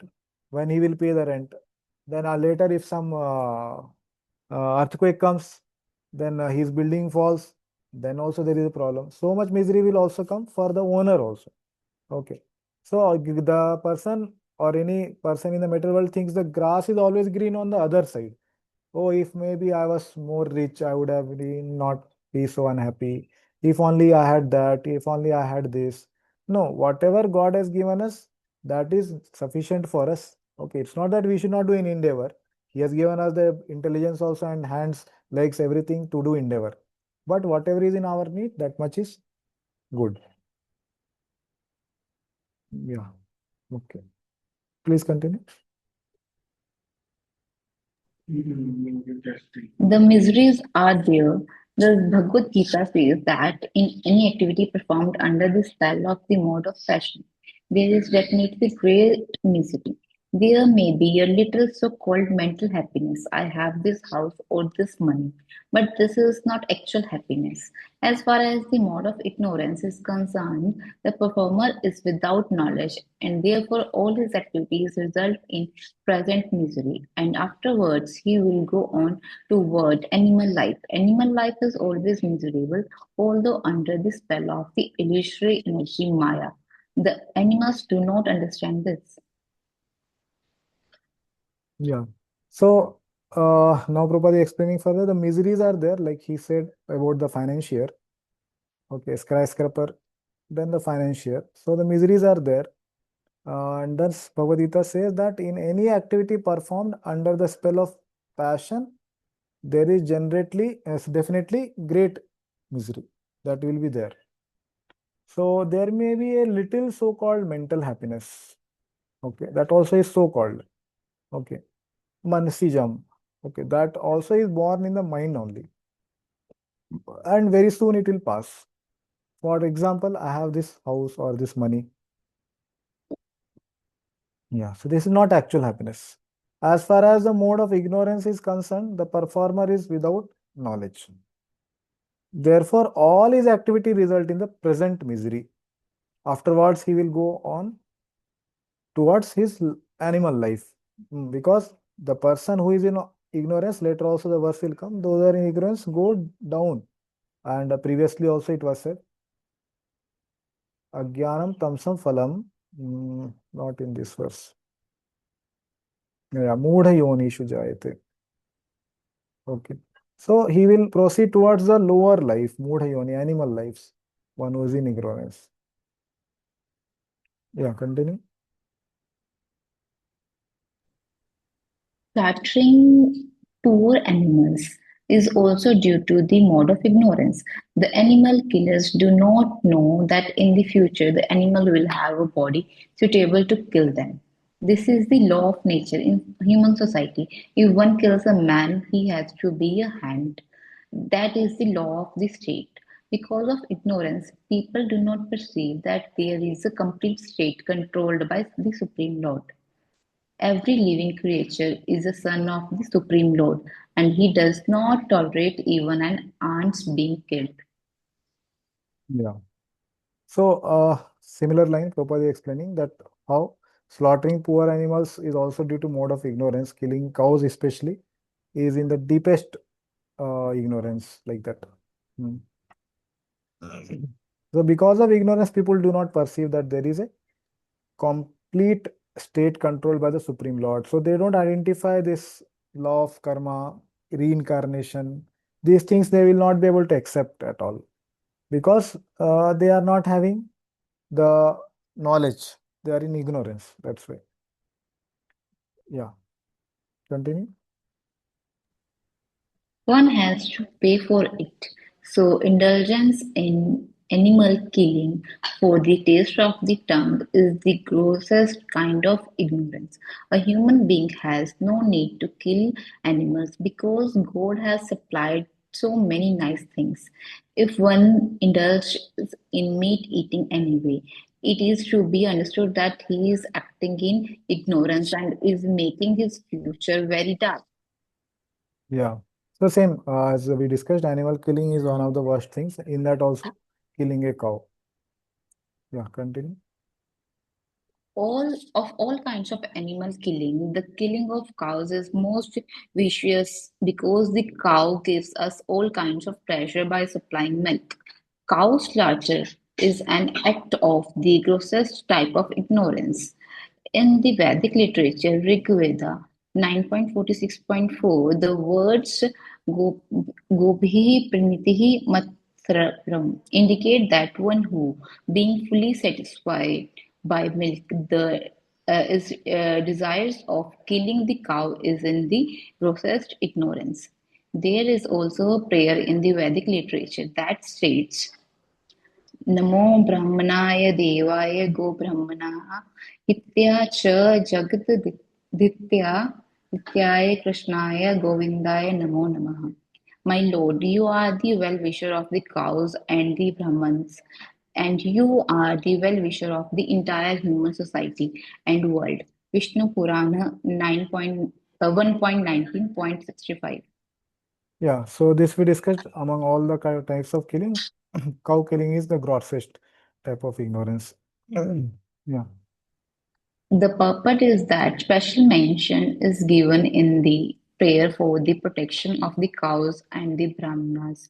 Brahmanas are the symbol of spiritual education, and cows are the symbol of the most valuable food.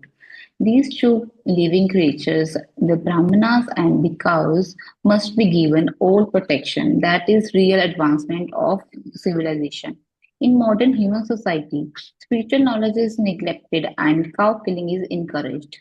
It is to be understood then that human society is advancing in the wrong direction and is clearing the path to its own condemnation. Yeah. So yeah, Prabhupada is saying the real purport or the final conclusive point he is saying that is given that the prayer for the protection of the cows and Brahmins. So these two, when they are protected, then there is advancement in the civilization. Yeah, continue.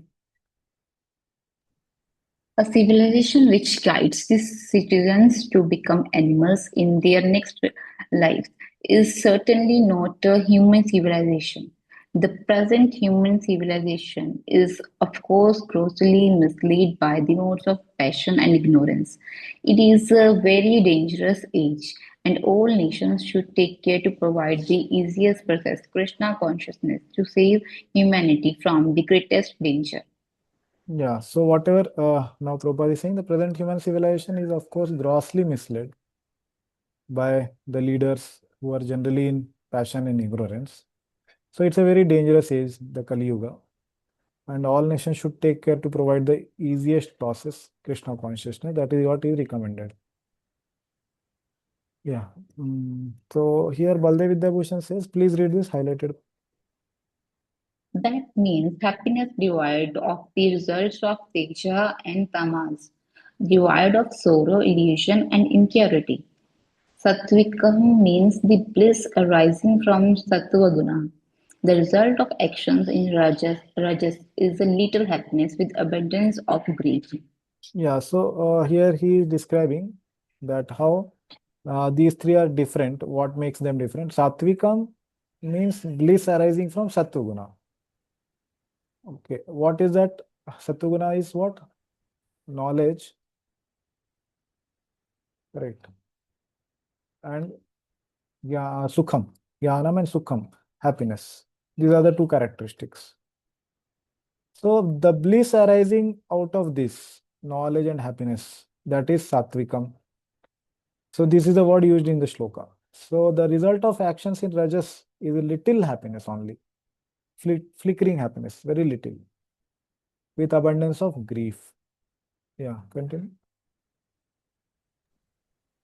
This is according to the cause which produces the effect.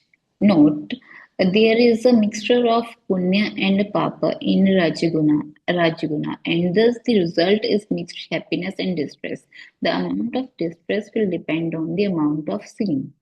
The result of actions in tamas, such as the violent actions, is grief alone, in which there is almost totally ignorant consciousness. Yeah. So here again, Baldev Bhushan is saying what is causing this.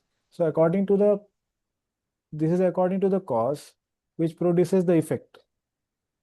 So what is that? It's mentioned here in note. So there is a mixture of papa and punya, as it was explained earlier, that what activities one has done in the past, that also will influence him to be in particular mood. Okay, either in Sattva-guna, Rajoguna or Tamoguna. So because of there is a Rajoguna means there is a mixture of both papa and punya.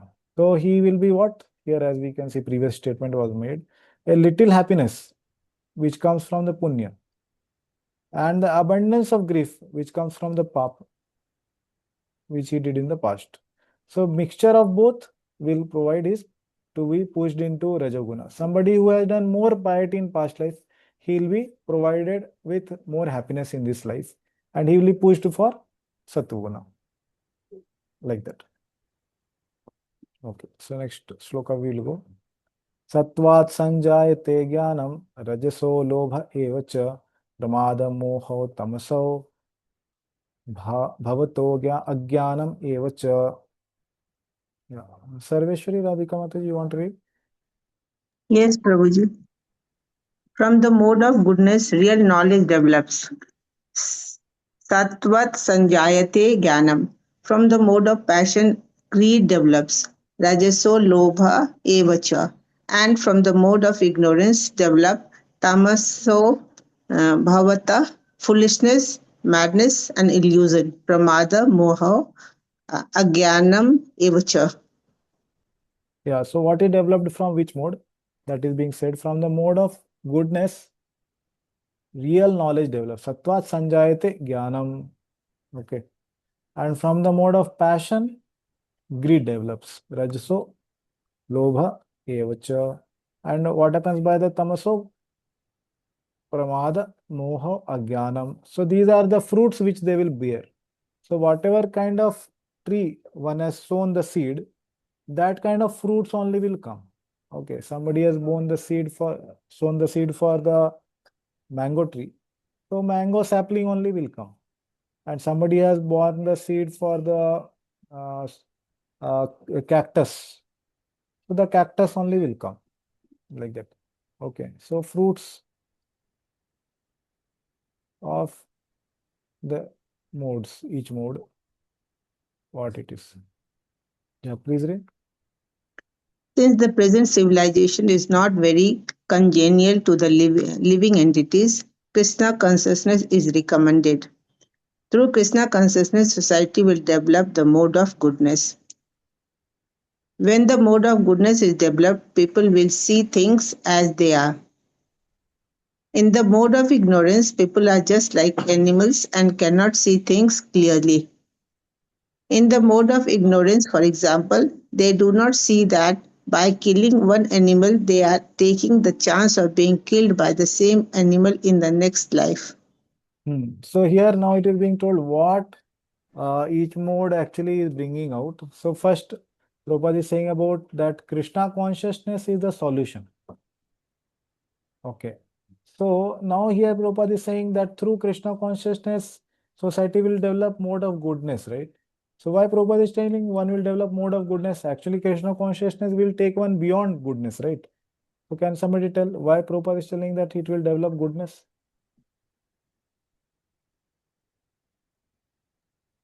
He will perform regulative principles, which will lead to start to mode of goodness. Okay, he will perform regulative principles. Which regulative principles? 4 regulative principles you are saying? Yeah. So then what will will lead to happen? They will, sorry? I was saying that will lead to regulation and consistency, which is the symptom of mode of goodness. Okay. Anybody else? Actions Why? will actions will bring purity in his by developing Krishna consciousness. Purity will also be developed in him. So purity is a part of mode of good. Okay. Purity in action. Okay, good. Okay, what else? He will develop knowledge also. Yeah, he will develop knowledge also. Okay, correct. Yeah, so he's there in Krishna consciousness. So Prabhupada is saying here, just like we have this verse that one who is taking up to Krishna consciousness can develop all the good qualities of demigods. Okay. So in the same way, here it is being said that by Krishna consciousness, all the good qualities will develop and mode of goodness will automatically be there. So just like we had this verse, previous chapter, the process of knowledge, 13.8 to 12, these 5 verses, amanitvam, adambitvam, ahimsa, shanti, arjavam, correct, all these qualities which were mentioned. In all of them, one was there, that is practicing Krishna consciousness, correct.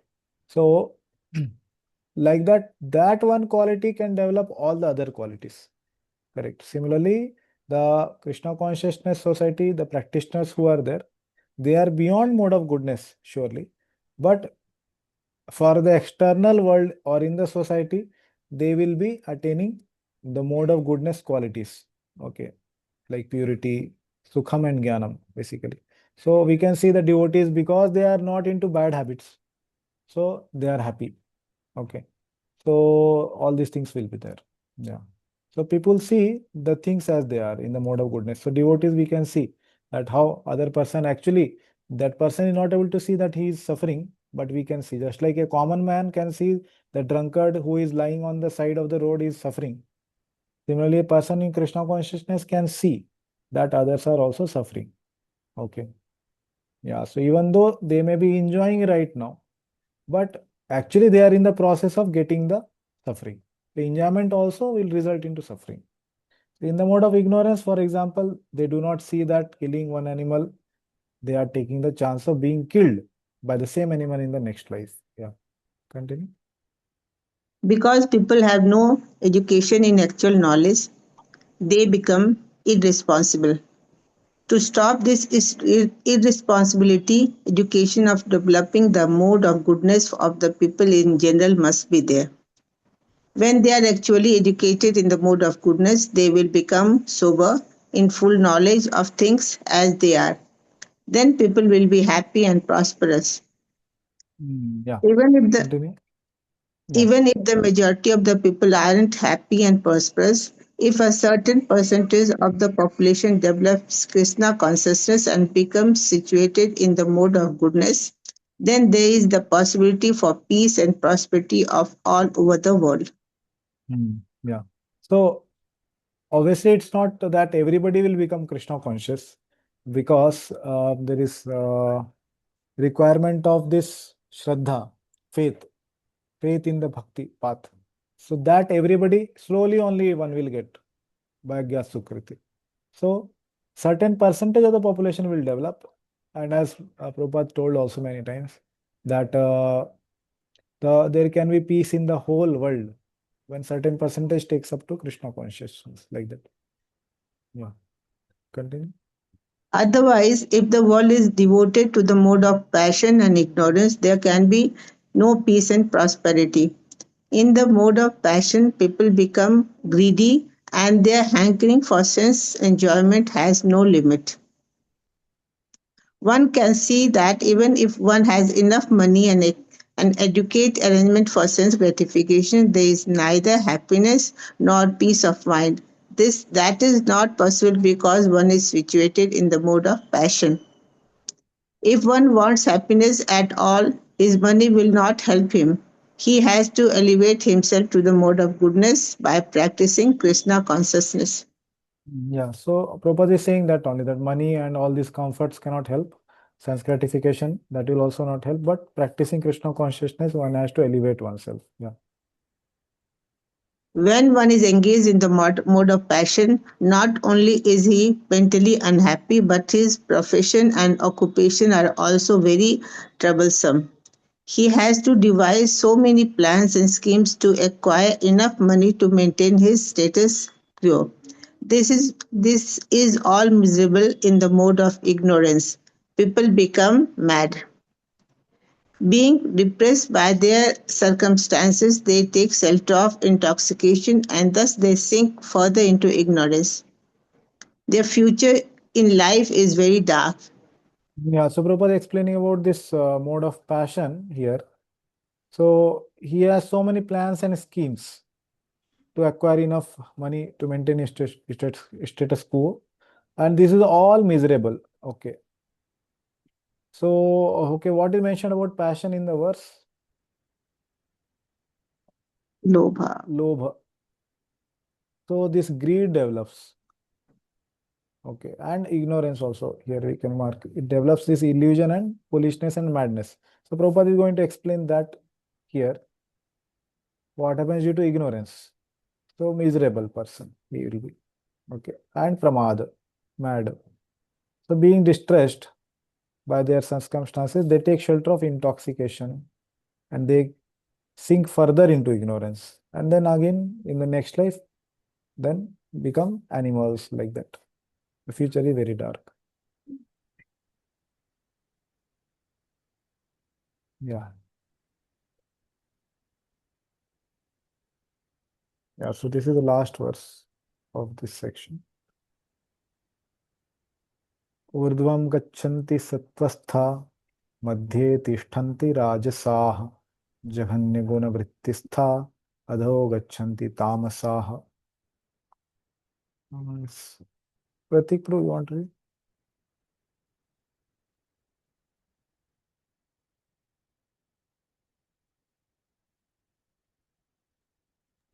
Yes, Vijay. Sorry, I was not able to unmute. Those situated in the mode of goodness gradually go upward to the higher planets, Udvam Gachanti Sattvastha. Those in the mode of passion live on the earthly planets, Madhye Tishtanti Rajasaha. And those in the abominable Jaganya Guna Vrittistha mode of ignorance, Tamasaha, go down to the hellish worlds, Adho Gachanti. Yeah, thank you. So, what is the destination of each mode? Where do they go finally? So, first, Urdhvam, upwards. Okay, Urdhvam is upwards. Gachanti Sattvastha. Those who are situated in the Sattvaguna, they will go upwards. Upwards means where? Upwards means the previously described verses. Jnana, Janaloka, Satyaloka, like these planets, they will go. Second is Madhye, that is the earthly planet, middle planetary system. Okay, and that will be Madhye Tishtanti Rajasaha. So earthly planet, those who are into the mode of passion predominantly, they will be residing here, like all of us. And Jaganya Guna Vrittistha Adho Gachanti Tamasaha.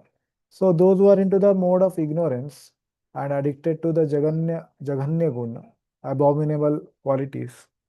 Okay, so they will be going downwards, Adho. Okay, so all this Atal, Vital, Sutal, Mahatal, Rasatal, Patal, all this below, lower and lower, they will go. Yeah. Yeah, continue. In this verse, the result of action in the three modes of nature are more explicitly set forth. There is an upper planetary system consisting of heavenly planets where everyone is highly elevated. According to the degree of development of the mode of goodness, the living entity can be transferred to various planets in this system. The highest planet is Satyalok or Brahmalok, where the prime person of this universe, Lord Brahma, resides. We have seen already that we can hardly calculate the wondrous condition of life of Brahmalok, but the highest condition of life, the mode of goodness, can bring us to this. Yeah, continue. The mode of passion is mixed. It is in the middle between the modes of goodness and ignorance. A person is not always pure, but even if he should be purely in the mode of passion, he will simply remain on this earth as a king or a rich man. But because there are mixtures, one can also go down. People on this earth, in the mode of passion or ignorance, cannot forcibly approach the higher planets by machine. In the mode of passion, there is also the chance of becoming mad in next life. Hmm. The lowest quality, the mode of ignorance, is described here as abominable. The result of developing ignorance is very, very risky. It is the lowest quality in material nature. Beneath the human level, there are 8 million species of life, birds, beasts, reptiles, trees, etc. And according to the development of mode of ignorance, people are brought down to these abominable conditions. The word tamasaha is very significant here. Tamasaha indicates those who stay continuously in the mode of ignorance without rising to the higher mode. Their future is very dark. There is an opportunity for the man in the mode of good ignorance and passion to be elevated to the mode of goodness, and that system is called Krishna consciousness. But one who does not take advantage of this opportunity will certainly continue in the lower modes. Yeah, so Prabhupada at the end is giving the solution that how one can overcome these modes, actually transcend it. So first, surely he will come to goodness, and then he can transcend also to spiritual path.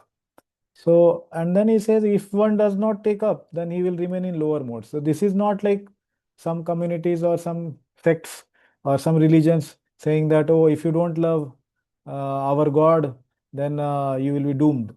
Okay. So this is not like that. Okay. So this is what Prabhupada is saying is in wholesome, and many times Prabhupada has said also, okay, whatever religion you belong, you practice the spiritual life in your religion at least. Okay, if you want to take up Krishna consciousness, you are most welcome. But at least you practice or chant the name of God in your life, in your religion, like that. So that's what Prabhupada is saying. Yeah, read. This is Bhaktivedanta Bhushan's commentary. Yeah. Now the result of those fixed in the various modes in terms of higher, middle, and lower destinations are described. The word vritti, conduct, should be understood in connection with mention of the other two modes. Those fixed with conduct in sattva, sattva vrittistha, go as far as satyalok, according to the amount of sattva. Those fixed in conduct of rajasaha, stay in the middle of the universe, in the human world, with a mixture of sin and piety. They take on human forms according to the amount of rajas. Yeah, so Bhaktivedanta Bhushan is explaining that the results are not described in this verse. Okay. And the various higher, middle, and lower planetary systems where the destinations are. So word vritti is used, although all the things basically. If you see the shloka, yeah, here, Jaganya Guna vritti. So vritti is actually this conduct. Should be understood in connection with mention of the other two modes. Okay. Those fixed in sattva. So first he has taken the case of sattva guna, sattva vritti. Okay, so the word vritti which was there, it's applicable to all. So vritti is with sattva, and vritti is also with rajasa, and vritti is also with tamasa. Sattva vritti, rajaha vritti, tamaha vritti, like that. So first is sattva vritti, stha. Those who are situated in sattva gun, they will only go up. Predominantly those who are situated, fixed into that. Okay, not that sometime they will be in Sattva-guna, because that competition of modes, as we studied, always will be there in everybody's life. So predominantly one who is into Sattva-guna, he will only go upwards. Okay. Second, those who are situated predominantly in Rajoguna in the time of life, as we know the law of life as the law of death. Whatever is remembered at the time of that death, there only he will go. And what does one remember at the time of death is determined by what he has predominantly done in his life. Okay, so what he has predominantly invested his consciousness in. What is that around which his thoughts are orbiting in his life? So these things only will come at the time of death, and that only will decide where that person goes. Very simple. So that is what is being applied here. So predominantly, if he has been thinking about Rajogun and been in Rajogun, that only will come at the end, at the time of death. And that only is logically he should go, because that's what he was wanting in his life. So Krishna provides him that, okay, you wanted to be in Rajoguna, so take a body and also take the place where you want to be in Rajoguna, like that. So they take on human forms. Who? This Rajasaha, according to the amount of Rajas. Yeah, continue. Those situated in conduct of tamas, inferior to the other two modes, jaganya, continually fix in conduct of inattention and other such qualities, attain birth as animal birds and non-moving entities according to the amount of tamas. The word tamasa indicates that they are situated constantly in tamaguna. People situated in the higher gunas may sometimes show tamoguna, but do not attain birth as animals because the tama is not constant. Yeah. So now explaining about the Tamoguna, now Baldev Vidyabhushan is saying, those who are continually fixed into this Jaganya Guna or Tamoguna, and they are in the inattention, conduct of inattention, and other such quality which was described, Pramad, Nidra, Alasya. Pramad is madness or inattention, Nidra, Alasya. All these things are major part of their life. Then they attain birth as animals. So Jaghanya guna vrittistat adho gachanti, adho guna. So this is going down. Animals, birds, and non-moving entities like the trees, plants, to the amount of tamas. So the more is the ignorance. So Krishna also facilitates the person. If he wanted to, like tamas, the functions are like he doesn't want to activate his karmendriyas, wants to always sleep, being inactive, always lazy. So Krishna facilitates, okay, why to do it in human body? Take a body which is suitable for doing that, like a tree. So you can stand there inactively many years like that. So it's not a kind of punishment actually, but Krishna is trying to facilitate what he is desiring, so that after ultimately going through so many lives, he can realize that, okay, I'm not happy in this material world, going through all the various species of life. So I should take up to bhakti or any path of spiritual life, whatever, like that. So this is what we told here. So the word tamas indicates that they are situated constantly in tamoguna. Constantly means predominantly. Nobody means 100% can be in tamoguna, like that. The people situated in the higher gunas may sometimes show tama, but do not attain birth as animals, because the tama is not constant. Predominantly whatever is there, that only will be there. Okay, so we'll pause here and tomorrow continue this chapter, and let's see if we are able to complete this tomorrow. So if there are any questions, we can take. Hare Krishna, Prabhuji. Prabhuji, some say that I mean, this Varnashrama system is according to the three modes. Mostly, our psychophysical nature is like that. But now, as the Varnashrama is not there, though our mind or our body is not situated in any particular guna, but still we are doing some way or other our occupation and performing bhakti. So some say that bhakti can transcend irrespective of whatever you are doing, and while others say that you should recognize your psychophysical nature, see where you are situated, and do that kind of work. So, but and in bhakti also, because it creates some kind of disturbance, not always, but sometimes. So, Prabhuji, how should we understand that? What exactly we can follow? Disturbance means what? You're saying that being situated in Varnashma activity and Bhakti activity, they both are conflicting? No, Prabhuji. So now we are not in Varnashrama. So we are doing our whatever occupation we have, a business, work, whatever, and we are doing our sadhana bhakti. But still, it creates sometimes it creates disturbance, not physical, sometimes mental. That what exactly I am doing, why I am doing like that. Okay. So that, okay, that basically it is creating. So you mean to say if you were doing the activity which are there prescribed in Varnashma system, that would have made so much not disturbance like that. As some people say that, so I am not Okay, sure. okay. So, Yeah. Okay, maybe we don't know because the difficulties or disturbance in life come according to what the past activities we have done also.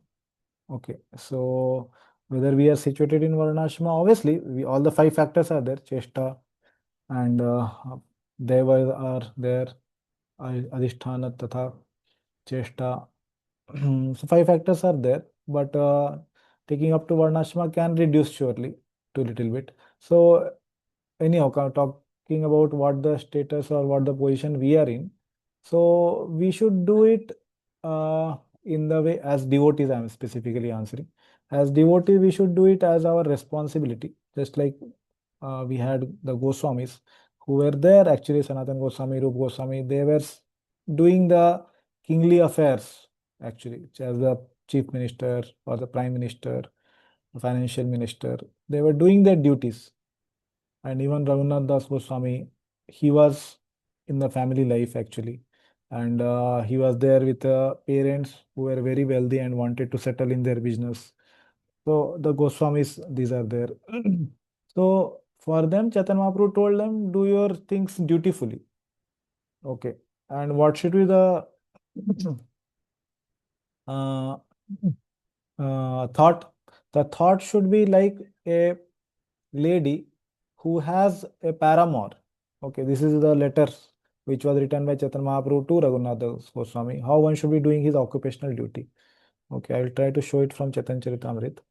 But in essence, you must have heard it also earlier.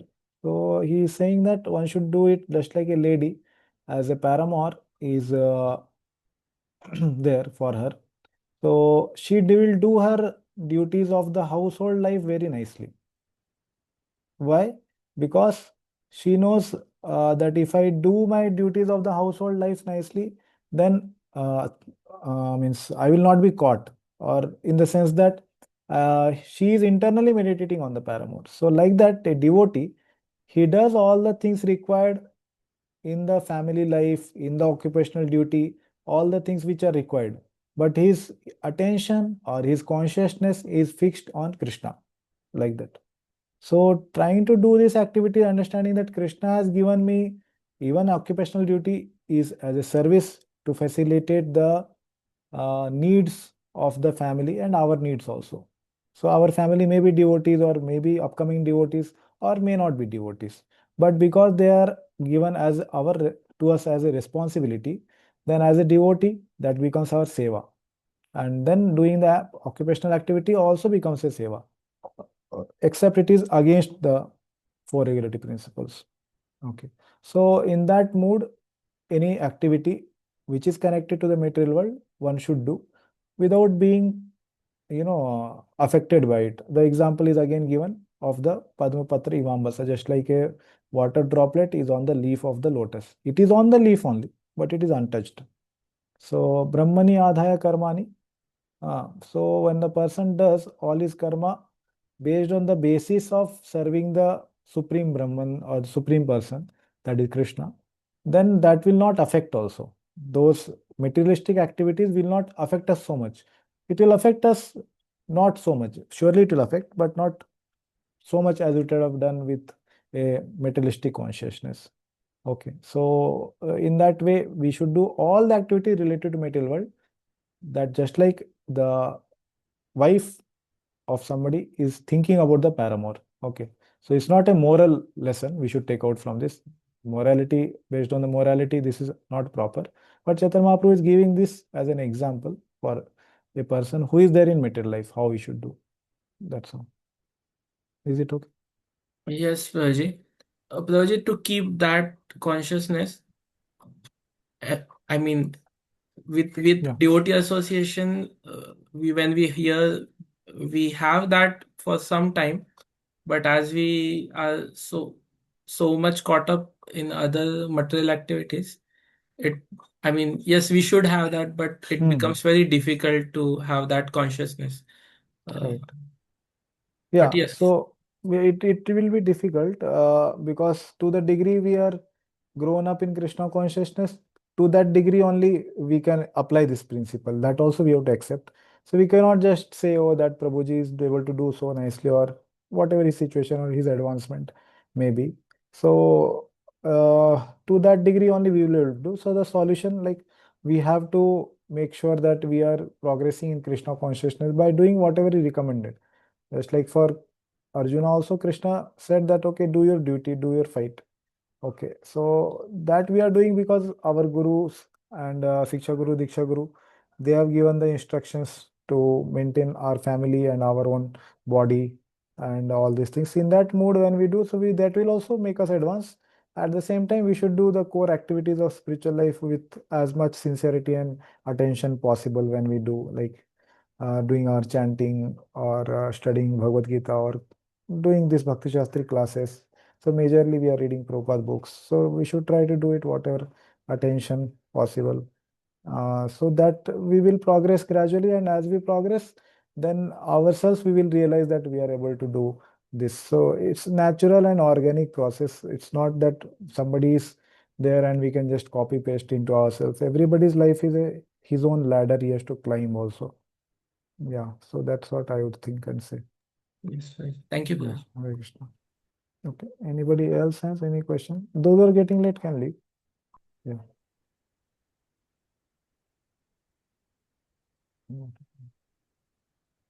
Okay, if there are no questions, then we will pause here and then we will continue tomorrow with this chapter. Srila Prabhupada ki jai, Srimad Bhagavad Gita ki jai. Hare Krishna. Thank you very Thank much. you, Prabhuji. Thank you, Prabhuji. Hare Hare Krishna. Krishna. Thank you, Prabhuji. Hare Krishna. Pranam.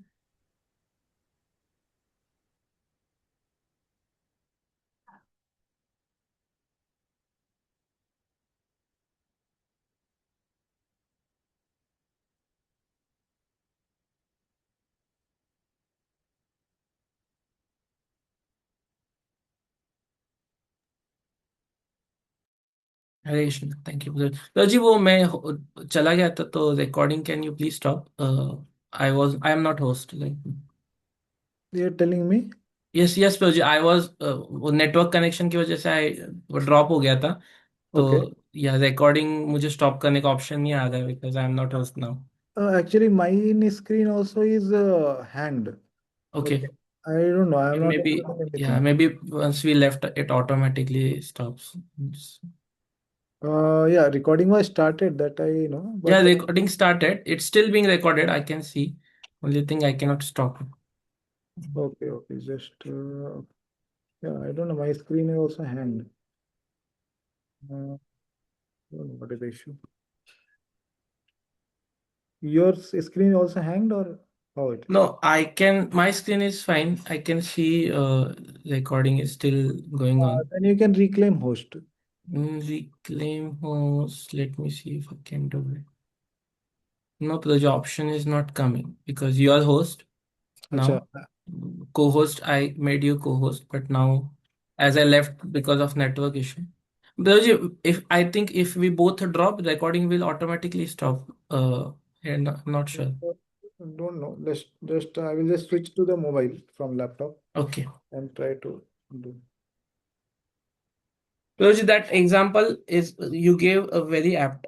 I just wanted to tell you वो वो slope वाला example आप unmute mute है Sorry, I just rejoined, na, so I could not hear what you said. Example.